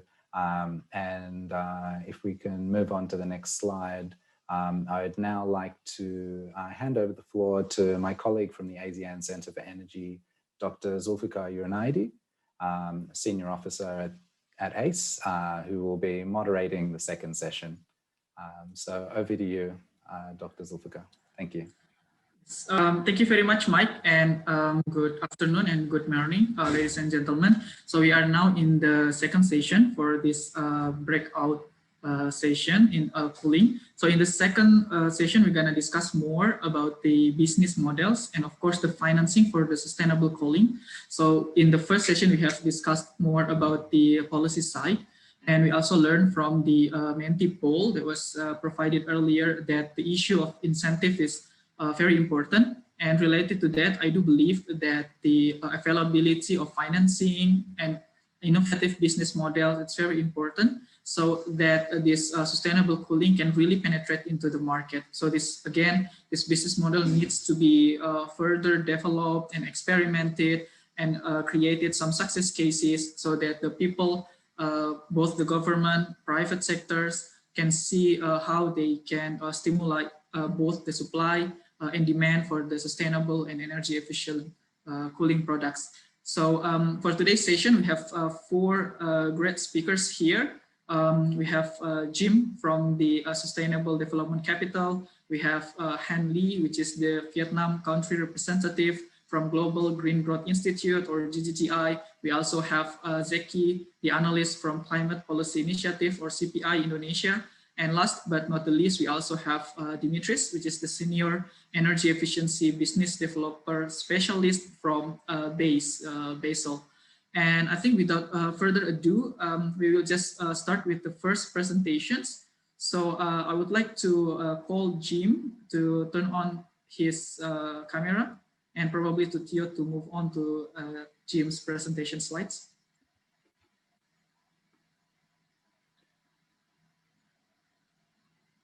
Yes, so Jim, the screen is yours. Hi, good morning, good afternoon to everybody, and thank you for the opportunity to talk a little bit about efficient buildings and cooling in Southeast Asia and business models. Next slide, please. Next slide, please. So by way of introduction, my name is Jim McGuire. I'm a partner at Sustainable Development Capital, LLP, SDCL. We are not an NGO, we're not an advocacy group, we are a private equity firm headquartered out of London. I'm not going to walk you through all the bullet points, but I think what I'd like to emphasize is that we manage about $1.5 billion US, 1.5 billion of public and private capital around the world. But that third bullet point is a topic which I want to come back to in my last slide. We manage 4 private funds, UK, Ireland, Singapore, and the United States. And I think one of the points that is fundamental, and a number of the speakers have mentioned it, is this the need for public and private to come together. We are a private capital provider, but what the last 2 years as a recipient under the Kigali Cooling Efficiency Program, working in Asia and Africa, has illustrated for us is fundamentally without the engagement of the public sector. And when I say public, I refer to national governments, as well as multilateral lenders or export credit agencies. Without the involvement of those stakeholders, the path to the roadmap for cooling efficiency in Asia will be a much more challenging roadmap. And I want to just add one point on this slide. We are a global player. The bulk of our investments are Europe, the UK, and North America. In those parts of the world, it's more about heat, it's more about energy as a service. In this part of the world, what we are looking at within the construct of the Kigali Cooling Efficiency is cooling as a service. And when we look at this roadmap and the business models, one of the big issues that, and it's important to sort of just to look back to the prior session here, one of the big issues will be capacity building education. And certainly a lesson learned for us over the last 18 months, 24 months has been this idea of cooling as a service, of selling, cooling efficiency, has taken a lot longer to inculcate across the region. And the bulk of our activity right now is Southeast Asia. Then we certainly think is appropriate. And as we move forward on how to build out, how to accelerate at scale cooling efficiency across Southeast Asia, that education part of the equation will be fundamentally important. The next slide, please. So I want to just really kind of highlight quickly some of the points I've just made. What we're looking at is how to move cooling efficiency more into the mainstream in the built environment particularly. My background is from the insurance industry, and the key issue that we looked at increasingly in that industry is the issue of extreme weather. What we're trying to do is to mobilize up to $100 million in private or public capital to address cooling and energy efficiency in Asia. Our activity just highlighted there in that second box, we've developed over the last 24 months about a pipeline of about 540 projects, 58 counterparties, a little over an aggregate pipeline of 407 million, and then weighted primarily for COVID back to just below 100 million. And I just want to address that point about the counterparties versus the projects. And it was just mentioned in the prior session. One of the fundamentally important aspects of delivering cooling efficiency of the region will be that issue of scale. And so how do we develop different distribution models or distribution strategies to accelerate the development of cooling efficiency projects across the region? So when we look at our major segments of hospitality, manufacturing, healthcare, and the built environment real estate, what we're really focused on is how not to do one project at a time, but how to work in partnership with companies that have or represent an enormous distribution opportunity. We're working with the IEA, IFC, OECD, again, in a lot of different multilateral settings and across the Southeast Asia region.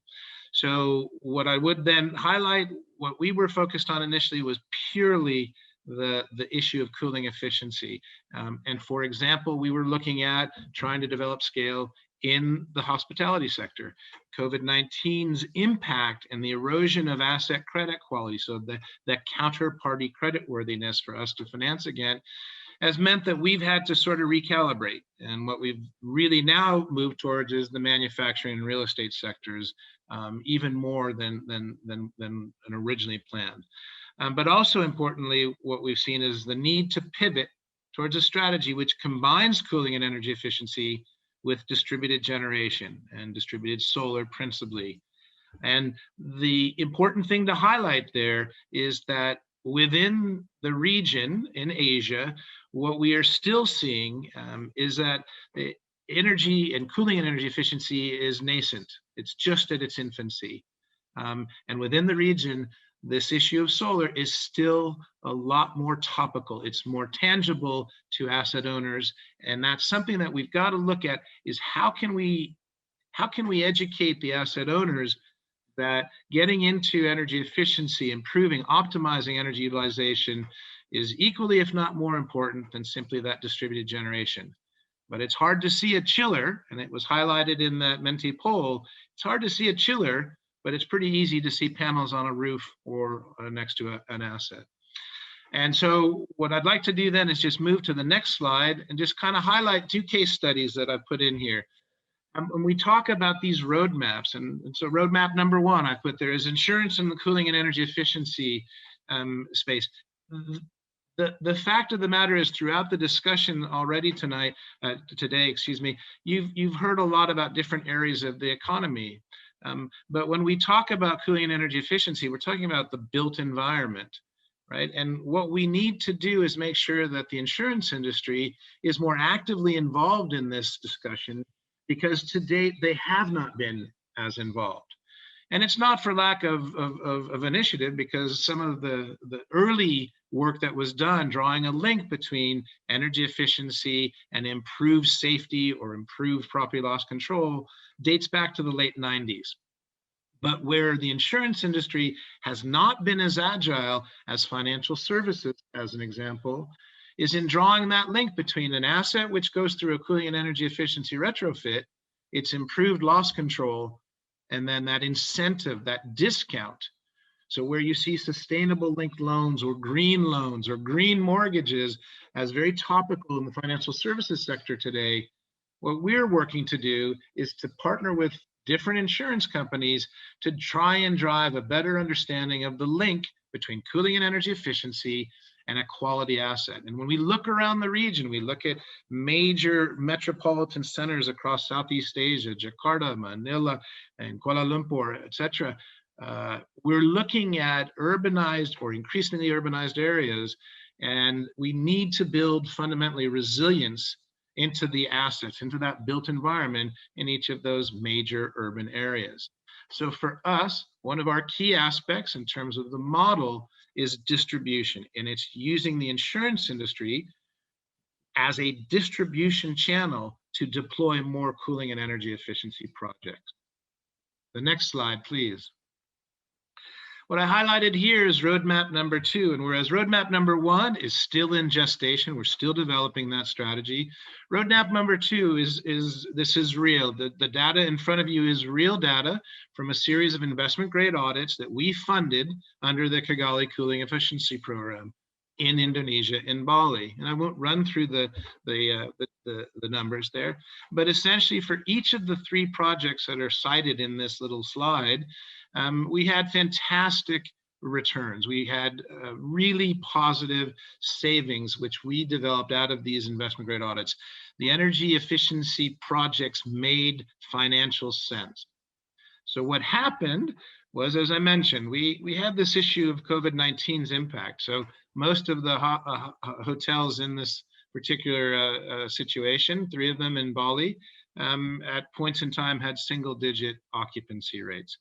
So from a counterparty credit perspective, it was a real challenge for us to look at these as in the middle of COVID as a good investment. Secondly, we look at the global hospitality companies, and again, we're looking at, as I said, distribution. How does that roadmap get more accelerated? The roadmap works better when we can scale, when we can finance against 50 hotels, not just 1 hotel.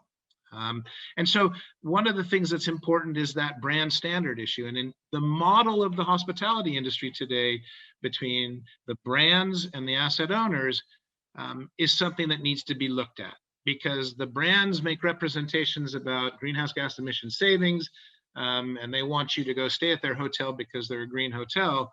But the entity that's actually that has to implement that, if it is brand standard, in fact, is going to be the asset owner.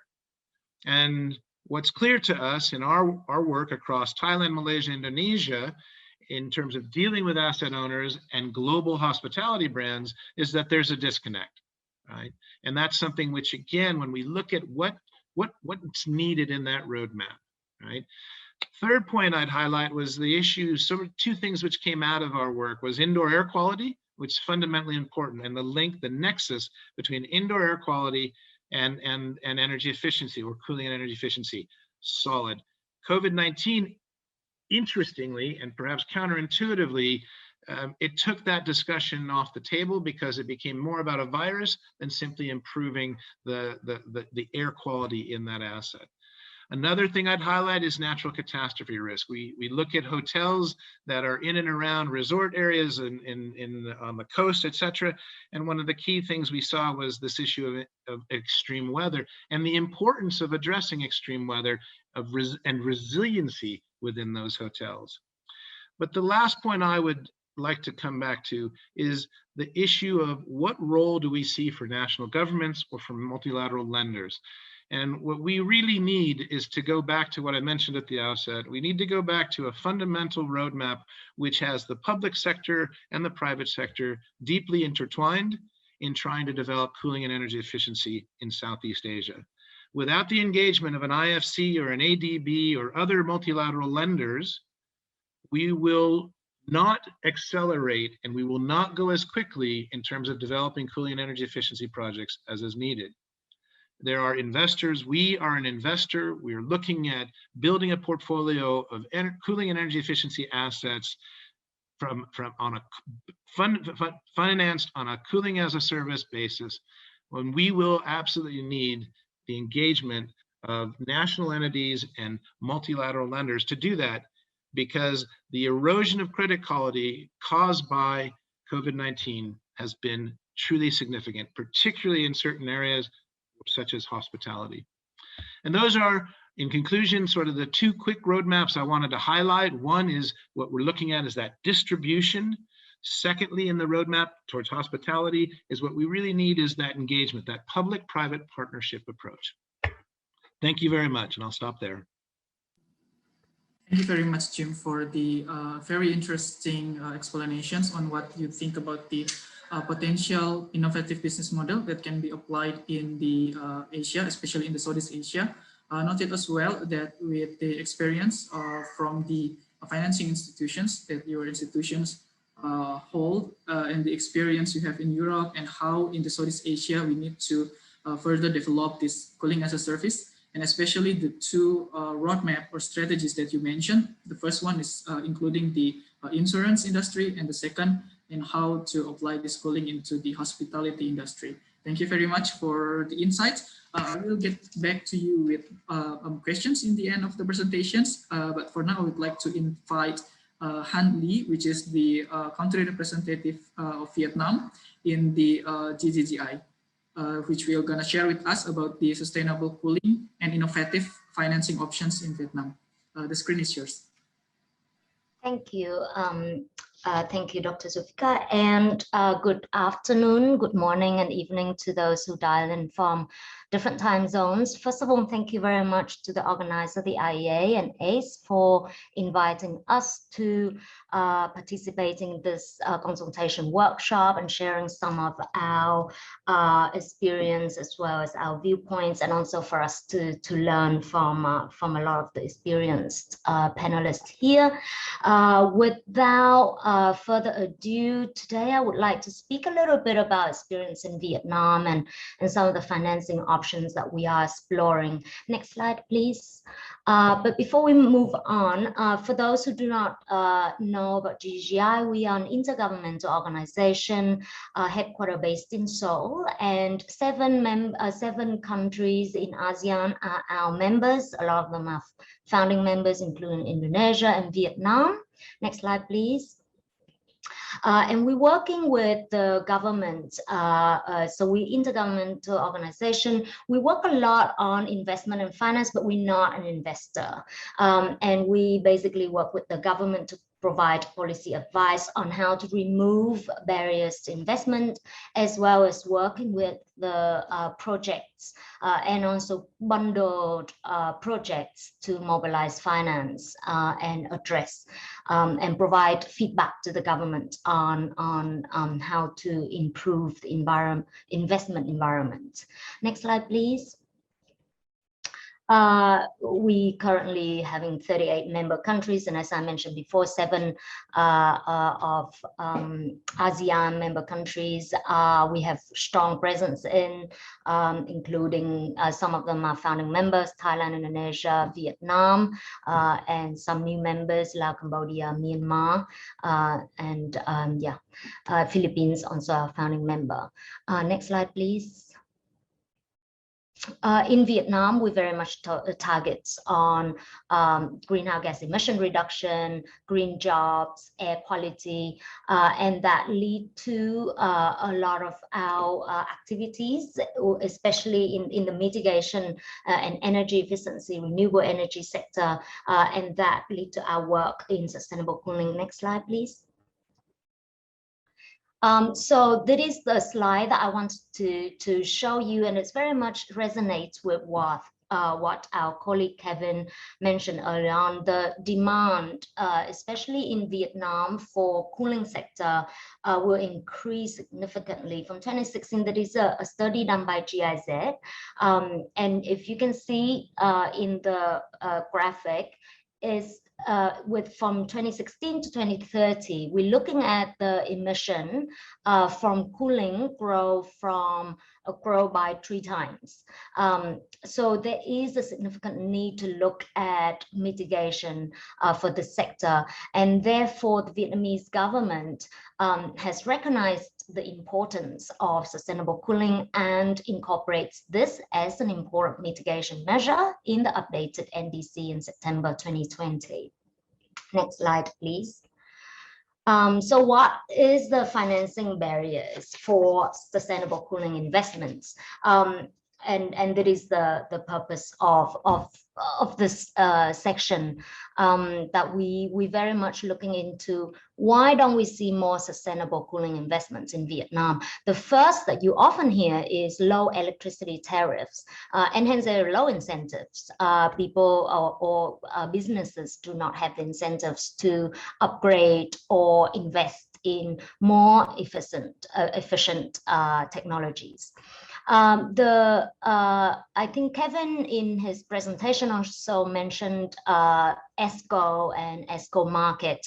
There's no real ESCO market in Vietnam yet, and there's a number of reasons, and the 2 reasons that I would like to bring out here is the credit risk. That is, the ESCO perceive the high credit risk of the customers, and the customers have high perceived performance risk for the ESCO. Therefore, there is not so much of a market in Vietnam. Another barrier is lack of bankable projects, very limited pipeline in this space. There is no lack of finance per se in the market. However, when we talk to, like in our experience, we talk to the domestic commercial banks who receive credit line from, say, the World Bank and Green Climate Fund. The issue with the banks is that they cannot find quality bankable projects to invest. Next, lack of experience from the banks also. And because lack of projects, there's no real experience in this space, people tend to work with what we know, and it's much easier. And also, energy efficiency is not really an expertise of a banker. Therefore, energy efficiency projects often receive high risk premium from the bank. Next, please. And I think that is a very common barrier, that is very high upfront cost, high capex. Next, please. So what innovative business model? I mean, there are a lot of innovative business models around the world, and I think that is something that's been sort of touched upon in the different policy measures mentioned in Kevin's presentation as well, and some other panelists. How to introduce the ESCO market and how to create market access and address the issue of scale, like what Jim, the previous panelist, was talking about. And Super ESCO is one model that has been successful in a number of other countries. And we, GGI, is of the view that this could be a very valid business model for Vietnam to really break that ESCO market. The role of a Super ESCO is to address the market challenges through bulk procurement. It will look into bundled social infrastructure projects, for example, in schools, in hospitals, and also then look into further private sector market, for example, in hospitality, basically addressing some of the issues that Jim was mentioning before. Next, please. Accompanying this business model, there's a number of innovative financing instruments that we also would like to introduce to the Vietnamese market to accelerate the investments in sustainable cooling. And one of them is green bonds. And the Super ESCO, given, like with such sort of large bundle of projects, they can also issue green bonds for these green assets. Now, green bond market in Vietnam is relatively new. There's a lot of appetite. However, there is no guidelines, no clear guidelines yet, and there's no ecosystem per se. So there's no verifiers, there's no third-party opinion, there's no there's one credit rating agency. So GGIAN Vietnam is working with Ministry of Finance to address this issue from policy of the financial market down to hand holding some of the issuers. And we did late last year, we did a market survey on the potential green bond market in Vietnam with the Vietnamese potential investors and issuers. And next click, please. And as you can see, with the survey, energy efficiency and green buildings are in the top sectors of interest for the issuer. And the next instruments that we would like to also introduce to Vietnam, which is also not really something new, but because some of the sustainable cooling investment is not yet commercially viable, especially if you look into more nature-based passive cooling measures that rely a lot on state budget. We would like to introduce a public financing mechanism through Vietnam Environment Protection Fund, which is administered by Ministry of Environment, to support some of the projects led by local governments. And actually, this is part of an activity, or actually an output that we working in partnership with UNEP and funded by KSEP. So these are some of the innovative instruments and models that GGIAN would like to introduce. Yeah, thank you very much. I stop there. Thank you very much, Han. It's a very comprehensive presentation and very interesting as well. I do believe that the case that you displayed here, which is based on the Vietnam, can also be applied and scaled to other Southeast Asia countries as well. And I do noted that the solutions that you provided here, like the first one is the Super ESCO. I do agree that the bulk procurement that can be done by the Super ESCO can really solve the issue of really creating the proper environment, creating the trend of the sustainable cooling to the market. There is a case as well in India that came to our attention recently as well, that how they use the bulk procurement as well to reduce the price of LED bulb into 1/10 within 3 years, and now they're doing it the same for the air conditioner. And I also want to note on the green bonds and the national financing vehicle as well, which is probably a very good strategy again to provide the initial mover to the market so that the market can really implement and appreciate the sustainable cooling, and then make it into something sustainable when the market really accepts and develop this sustainable cooling market. Thank you very much, Han, for the presentations. I'll get back to you with more questions after the presentations.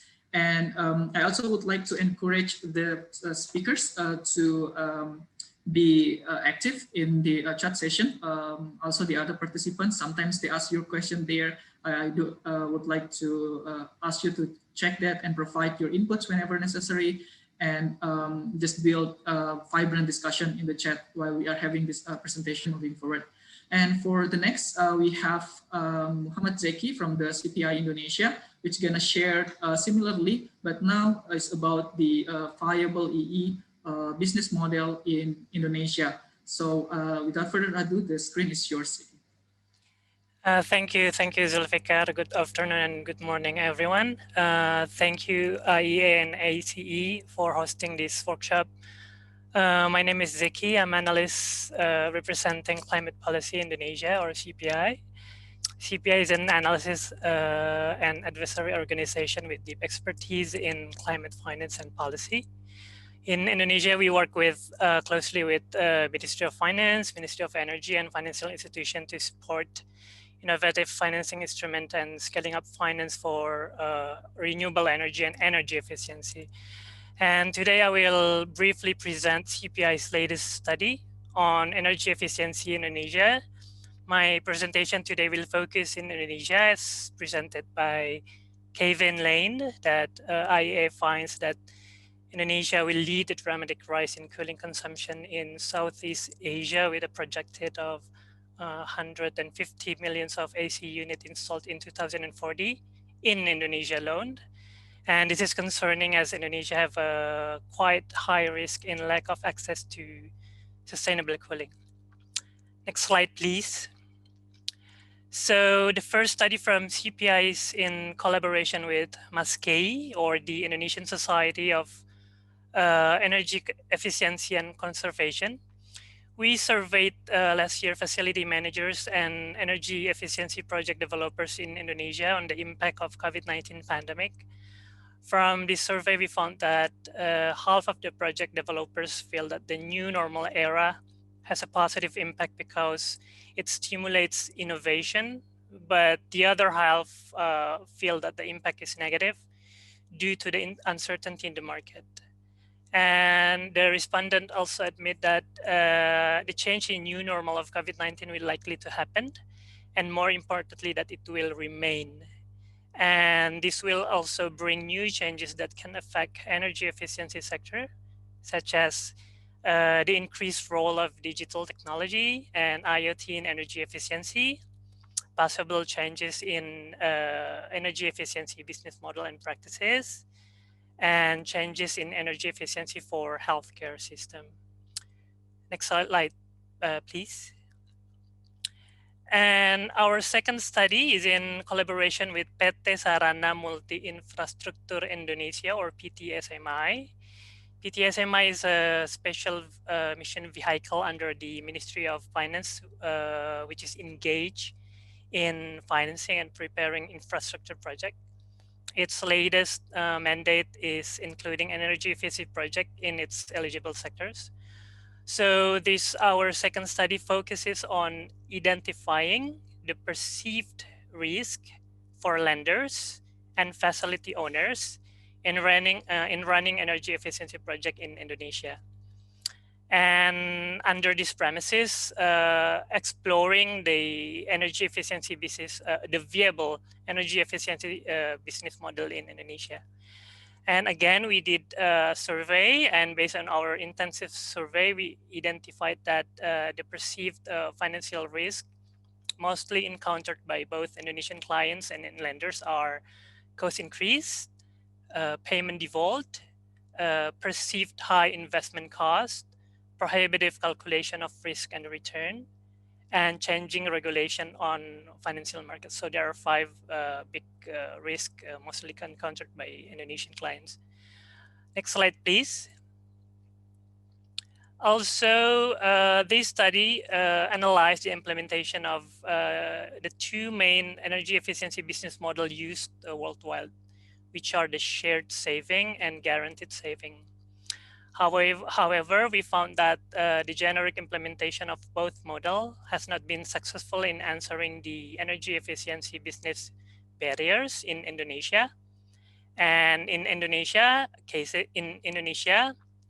a lot of adaptation and modification were required to improve the trust and level of comfort from both client and lenders. Next slide, please. So also in this study, we found several existing energy efficiency business model in Indonesia with slight adaptation to cater the need of facility owners and to remain economically feasible under the current existing policies and regulation in Indonesia. In this slide, we are giving 2 examples used by the local project developers, or ESCOs, which are service or device model and leasing and purchase model. These 2 models provide clients with options, and it brings a lot of a good level of confidence to the clients. There are other models such as quality energy service model, enhanced cooling as service model, which are all derivatives of from the shared saving and guaranteed saving model. we can see other different innovative business model or contractual agreements that are applicable in other countries. Next slide, please. And we also found that this improved business model can address the 5 big risks perceived by the project owners and banks, although some condition may apply, such as the size of project, the cash flow of the project owners, etc. But we found that this is a very good sign. It means that there are still room for project developers in Indonesia to wiggle through innovative business model alone, even with the high financial risk reputation of energy efficiency project in the country. And we feel that with the right financial and de-risking instrument, or with better or more supportive public finance and public policies on energy efficiency from the government, the energy efficiency market can definitely grow bigger. Next slide, please. And coming back to the result from our first study in the context of both COVID-19 economy recovery and also in the context of pushing more energy efficiency projects, there are public finance support that can be provided. And based on our survey, the reduction on bank loan interest for facility owners is considered the most needed one. Next slide, please. And in the context of long-term development of energy efficiency sector in Indonesia, the respondent gave their view on the policy support. And according to most project developers, the implementation of incentive or disincentive by the government, both fiscal and non-fiscal, will bring the most impact to more investment in energy efficiency sector.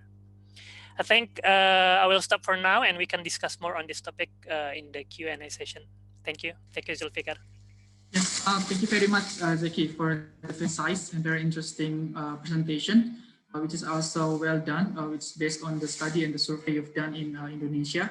I really noted that how you try to adapt the shared saving and the guaranteed saving and try to propose the service or device as well as leasing and purchase business model, and to see like how the Indonesian government and stakeholders can really see these two innovative business model can really alleviate the barriers and the risk for energy efficiency investment in Indonesia.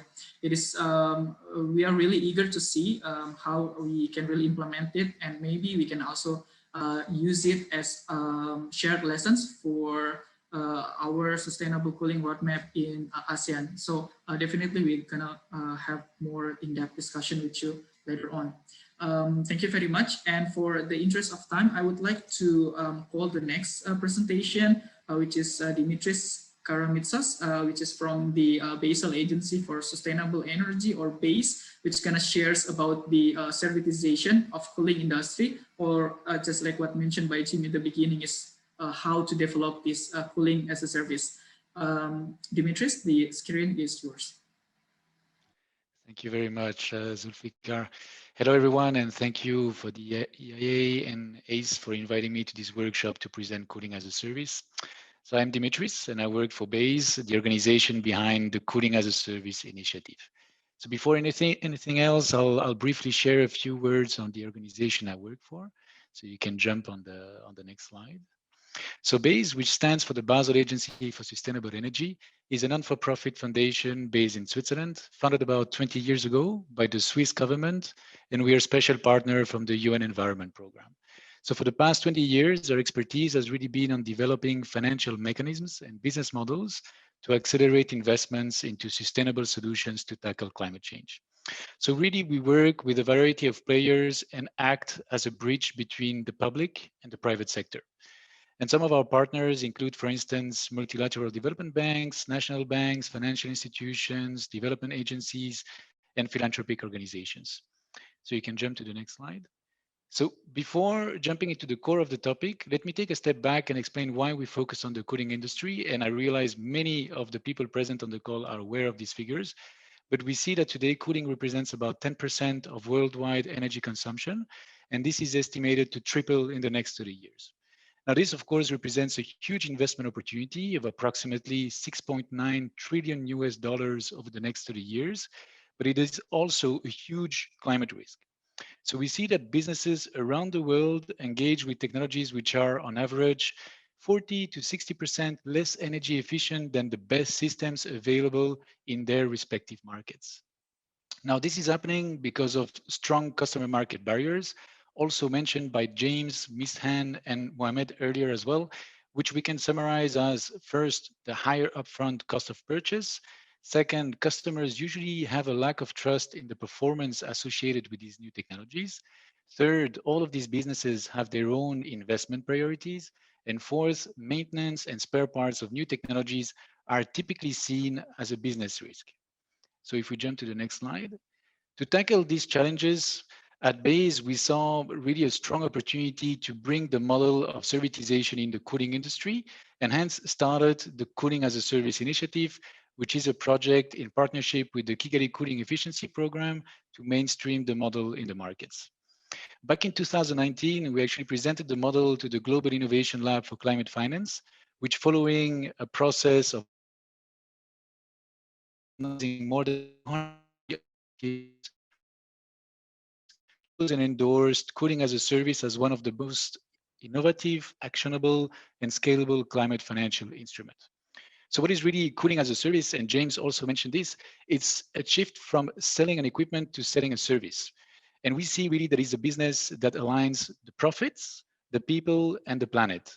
And why is this? It's because as the equipment stays under the ownership of the solution provider, suddenly maximizing operating efficiency makes business sense for the provider, who can also lower its operating costs.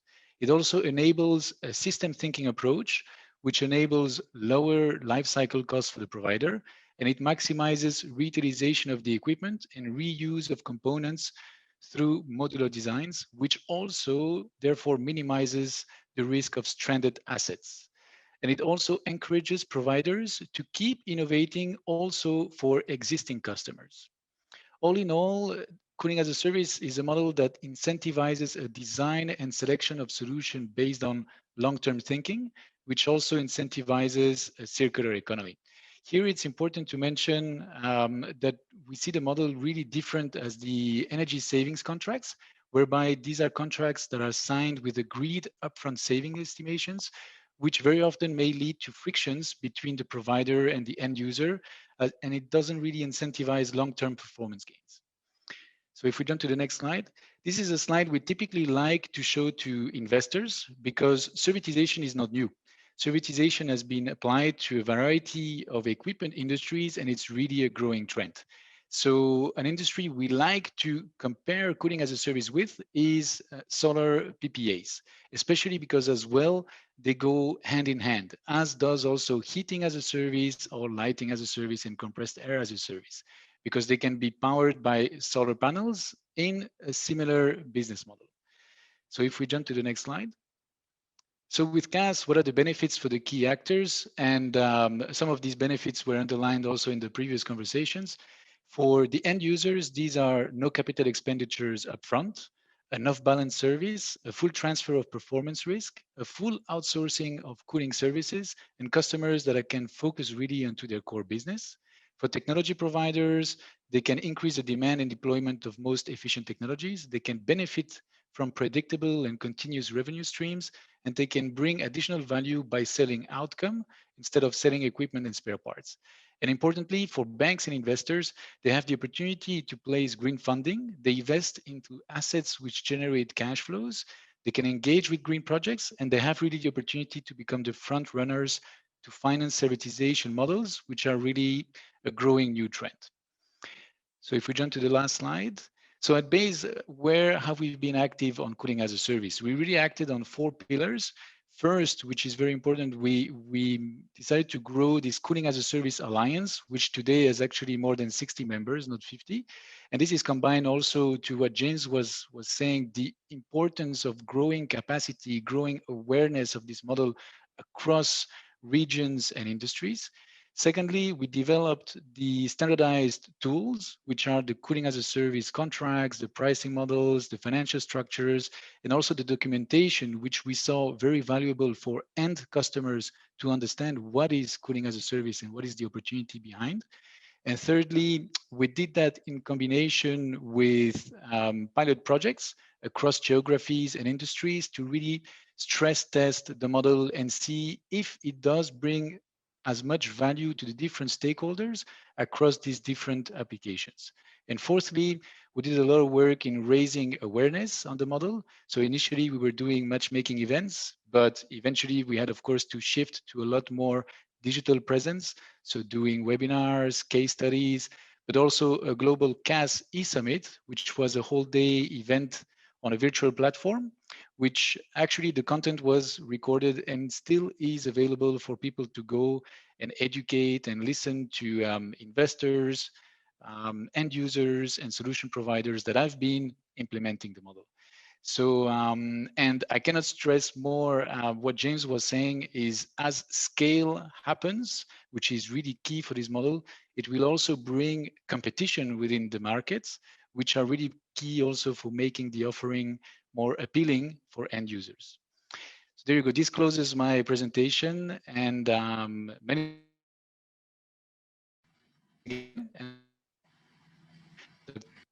Yeah, thank you very much, Dimitris, for your presentations. And we really appreciate and are interested in this cooling as a service initiative from BASE.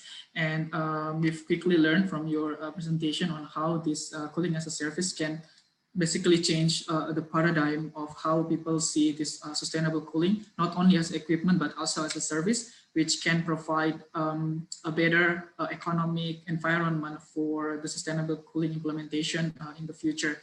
And I also see that to really optimize this cooling as a service, we really need a lot of awareness raising, a lot of capacity building, how we can really put demos and pilots in the countries, in our case, especially in the Southeast Asia. And I think it's going to be a very interesting concept for us to work with our sustainable cooling roadmap in the region.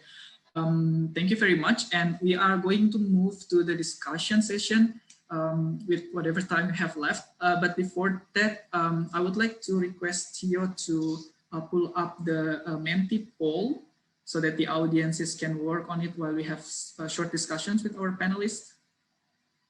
So basically the code is the same with the Menti poll we had previously. So I mean, if you keep opening the page, they should automatically open up the next question. So what we would like to see is where can finance have the biggest impact to promote sustainable cooling? We have a lot of discussions in here on what kind of paradigm, what kind of business model, what kind of financing models that can be utilized to promote and to push sustainable cooling, especially in Southeast Asia. But we want to see your opinion on this. So please feel free to go to the menti.com page and provide your inputs. And maybe you can also remind the audience through chat on the Menti code. We'll go back to that very soon. Or do we have it right now? Yes, it's very interesting. And we have research, guarantees, subsidies, industries, economy of scale, especially that has been touched upon by most of our panelists today. Incentive for e-appliances, commercial debt is the key, affordability, of course, and there are many impacts and keywords that have been submitted by our audiences. So while we are looking at this, I would like to invite all speakers to turn on the camera so we can have very short discussions. The limitation we have here.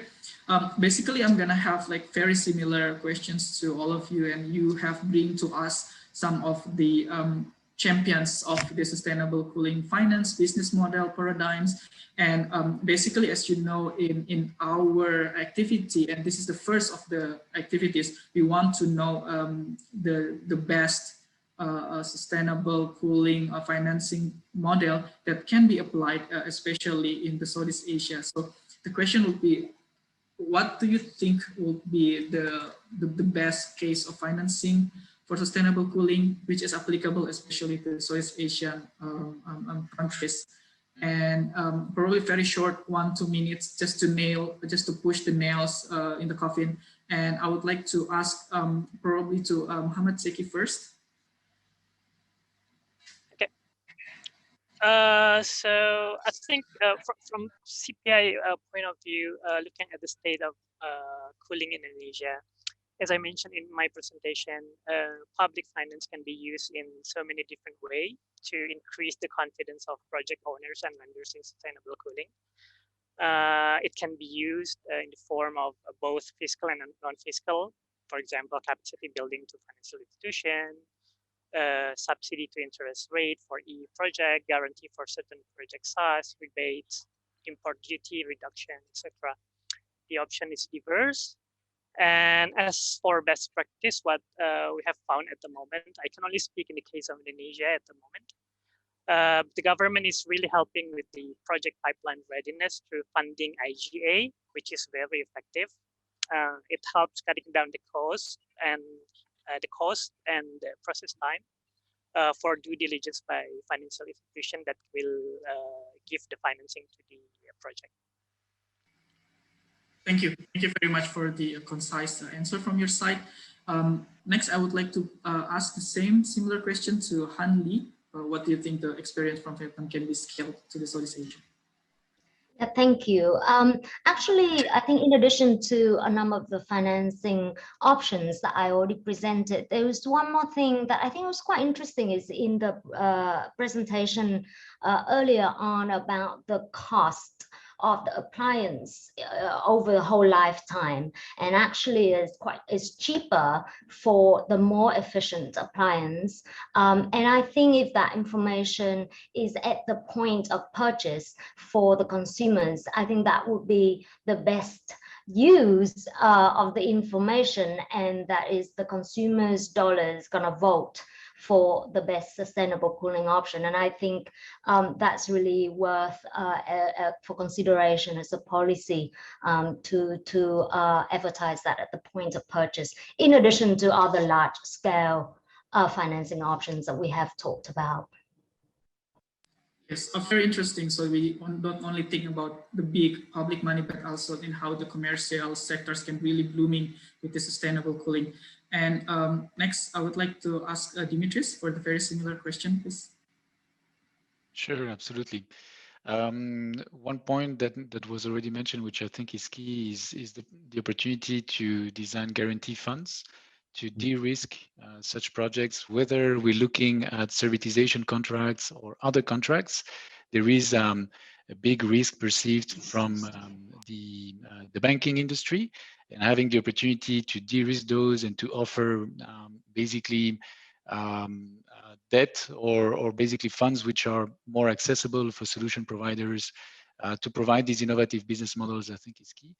And as well, I couldn't agree more with what Ms. Handley just mentioned, educating the customer on these opportunities and understanding the customer. So sometimes it's this impact on funds, which are key for them. And sometimes what we saw recently was also the having a predictive forecast of expenses for these customers are extremely important, because currently they face sometimes very volatile expenses due to energy fluctuations or maintenance fluctuations of these equipments, and having business models that enables them to have this constant, more or less, through their business as it grows, so relative to their business growth, of course, is key for them. So you offer them an ease of mindset to engage with energy efficiency. Thank you very much, Dimitris. It's very interesting and correct, since this safety will give proper incentive for the users to really embrace this sustainable cooling. So I mean, they don't. This guarantee is gonna be making them jump into this sustainable cooling, by themselves. And last, do we still have Jim McGuire here?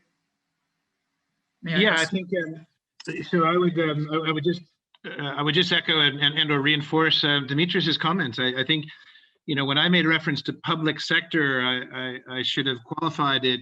I don't think we need to look for governments to fund or to finance. I think what we need to look for is, as Demetrius has eloquently stated out, is de-risking and or guarantees and or non-payment structures and or partial risk sharing guarantee structures that allow for the private sector to invest. And we, you know, as I said, for Indonesia right now, we've funded on investment grade audits. We want to invest. There has been a COVID-19 erosion of credit quality, and that's an issue for us.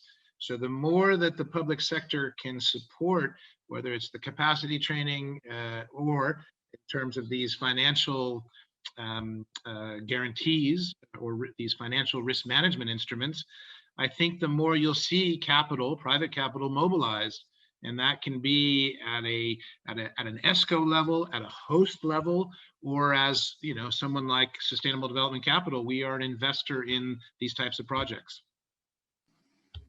Thank you, Kim. So I think the keyword here is how we can provide this de-risking mechanism so that the private can really jump in to the market of the sustainable cooling. Thank you very much. And I would like to thank all the panelists for today's interesting discussions. And for whatever time we have left, I would like to bring the session back to Michael. Thank you very much again, panelists. Thank you. Thank you. Thank you. Thank you so much, everybody. And a wonderful session, really informative.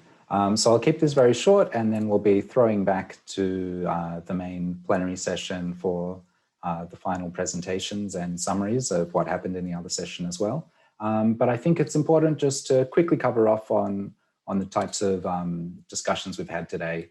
So we had a great introduction from my colleague, Dr. Kevin Lane from the IEA on the baseline of sustainable cooling in the region and the potential growth and in cooling demand over the next several decades, and the types of opportunities we have to head that off with good policy and good programs to ensure that cooling is delivered more sustainably.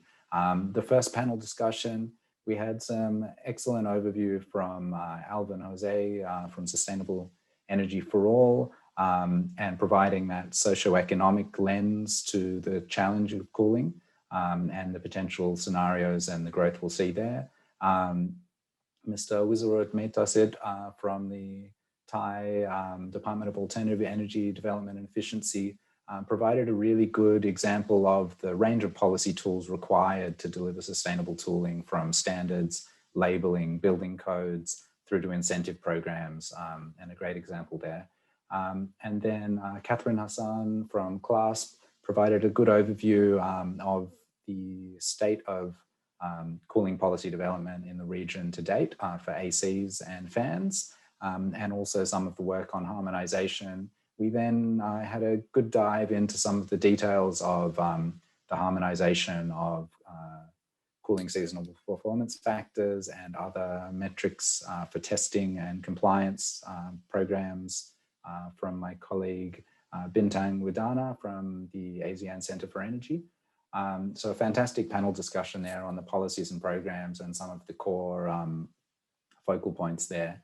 And then the panel session we've just had really dove into some really crucial points on how to mobilize things from the market side of it, touching on some of the policy points we also didn't mention in the first discussion, but crucial ones around the role of government in helping to de-risk finance and support those innovative business models and service models that can help drive sustainable cooling. Also the roles of governments and policy in attracting international finance to help build that scale, de-risk for local lenders and investors. So a really great session. I'll leave it there so that we can get back to the plenary discussion. But thank you very much to all of our panelists, and also to Dr. Zulfikar Yunaidi as the other moderator for the session, and to all of the audience for your questions and your participation and joining in today. This workshop is just the first of many events as a part of this project. We'll have further webinars coming up and stakeholder engagement opportunities from April through to July, so please stay tuned. And we'd like your input, as I passed on in the chat. If you have good ideas for case studies on sustainable cooling, reports or data sets that can support our roadmap, please feel free to email me on the details there, michael.opperman@iea.org. So thank you very much. And without further ado, if my colleague Emily is listening, we'll be coming back very shortly to the plenary session and our group will return. Thank you very much, everyone. Thanks, Michael. We are gonna go back to the plenary.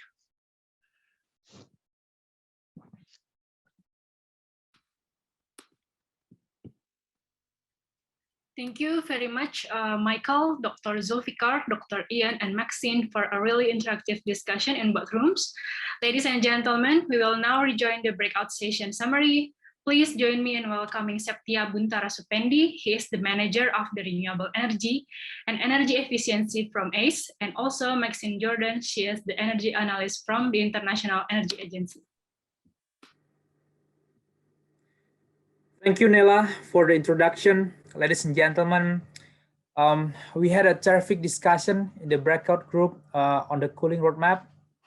I couldn't think of a better way to begin our stakeholder consultation for this project. We discussed a number of important topics today that will be front and center in the space cooling roadmap under development. We noted several information, including electricity consumption is rising currently dramatically with significant impact on the grid. We need more and more systems to ensure the new technologies are energy efficient and support the region on energy intensity reduction. Number of regional efforts are available in the region, such as initiative from the ASEAN Center for Energy on promoting of higher efficient air conditioner through harmonization, also with other dialogue partners and international organizations. The sessions also provided a baseline of cooling in the region, for example, on AC sales, cooling's impact on electricity demand and share of peak demand and carbon emissions in the past, and different future scenarios depending on whether we take sustainable cooling path or one based on the current settings. And then we moved on to talk through the policy packages and elements that we'll discuss in the roadmap that can support sustainable space cooling in ASEAN over the past and also the coming years. We get a number of insights on the options to focus to support the finance through insurance for energy efficiency on industry and hospitality. We also noted one of the barriers from selected countries is lack of bankable project and limited project pipeline. On sustainable cooling, we also recognize it's not only we develop into a system, but also could be as a service for future development. Our two panel discussions touched on a range of crucial pieces of these puzzles, looking at the roles of different elements of space cooling policies and programs alongside business models and finance that can facilitate an energy efficient space cooling future for the region. We'll be announcing a number of cooling webinars, so please stay tuned with us. Please do get in touch with the ASEAN Center for Energy and the IEA if you have any study case, data, and policy information that you can share with us. I would like to hand over the floor to Maxine, please. Thank you, Septia, and thank you, Nana. So in the buildings breakout session, we also had a really great discussion. The building roadmap covers 8 themes, so we covered a lot of ground, but we managed to get through talking about urban planning, new and existing buildings, materials and embodied carbon, systems and operations, materials, and clean energy. We heard about some of the some really exciting projects that are already happening in the region across those themes, and also thanks to Menti and live polls, we managed to get a snapshot of the current status of policy in the region and policy gaps, as well as discussing some of the potential solutions that we'll be exploring further as we develop the buildings roadmap. So in the first session, we discussed new and existing buildings and systems and operations. And in the second session, we covered materials, urban planning and resilience, and clean energy. Some of the key points that came out across both of these sessions was around the need for both a top-down approach and a bottom-up approach. So we heard from a lot of different projects that are already happening at both of these levels, and sort of reinforcing the need for more integration across different levels of national and municipal level implementation, and how ultimately buildings action can support defining and reaching NDCs, as we saw through the progress on the Vietnam Buildings Roadmap. Another key point was around data, data being a challenge to enable the development of benchmarks and the baseline. However, it was also highlighted that a lot of data is already here, given the number of initiatives already going on. Therefore, we really look forward to building on these. And we launched our sort of, called it a knowledge base collaboration website, where we hope to encourage users and stakeholders to contribute some of the reports that they're using, some of the data sets that they're coming across, to really be a bit more coordinated in how we use information and activities that are already going on. So I think I'll stop there on the main points from the session in the interest of time, but wanted to highlight the launch of this website that we'll be sharing with all of the participants.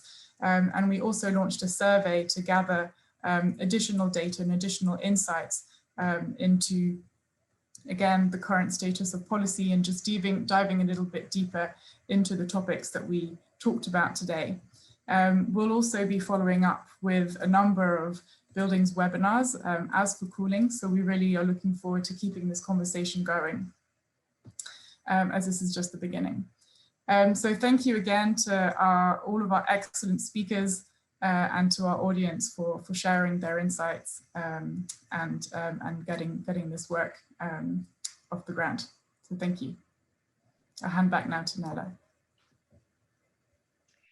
Thank you very much, Septia and Maxine. Before I end this workshop, I would like to invite Melanie Slade from International Energy Agency to deliver the first closing remarks. Thank you, Nella. I just wanted to say thanks, everybody. Thanks for all of your time, your interest in this work, and hopefully before becoming collaborators in this work going forward. So I won't take up any more of your time, but thanks to the sponsors and our chair people and all of the participants. And we look forward to working with you in the future.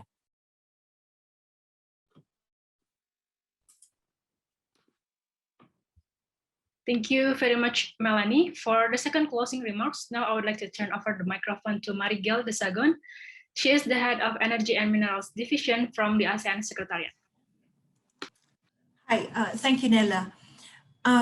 Good afternoon to everyone. I'm honored to briefly speak for the ASEAN Secretariat in this virtual workshop this afternoon, and to have had the opportunity to listen firsthand to the discussions, inputs, and insights put forward in this first of a series of important stakeholder engagements to draft the very first ASEAN roadmaps for EE buildings and cooling.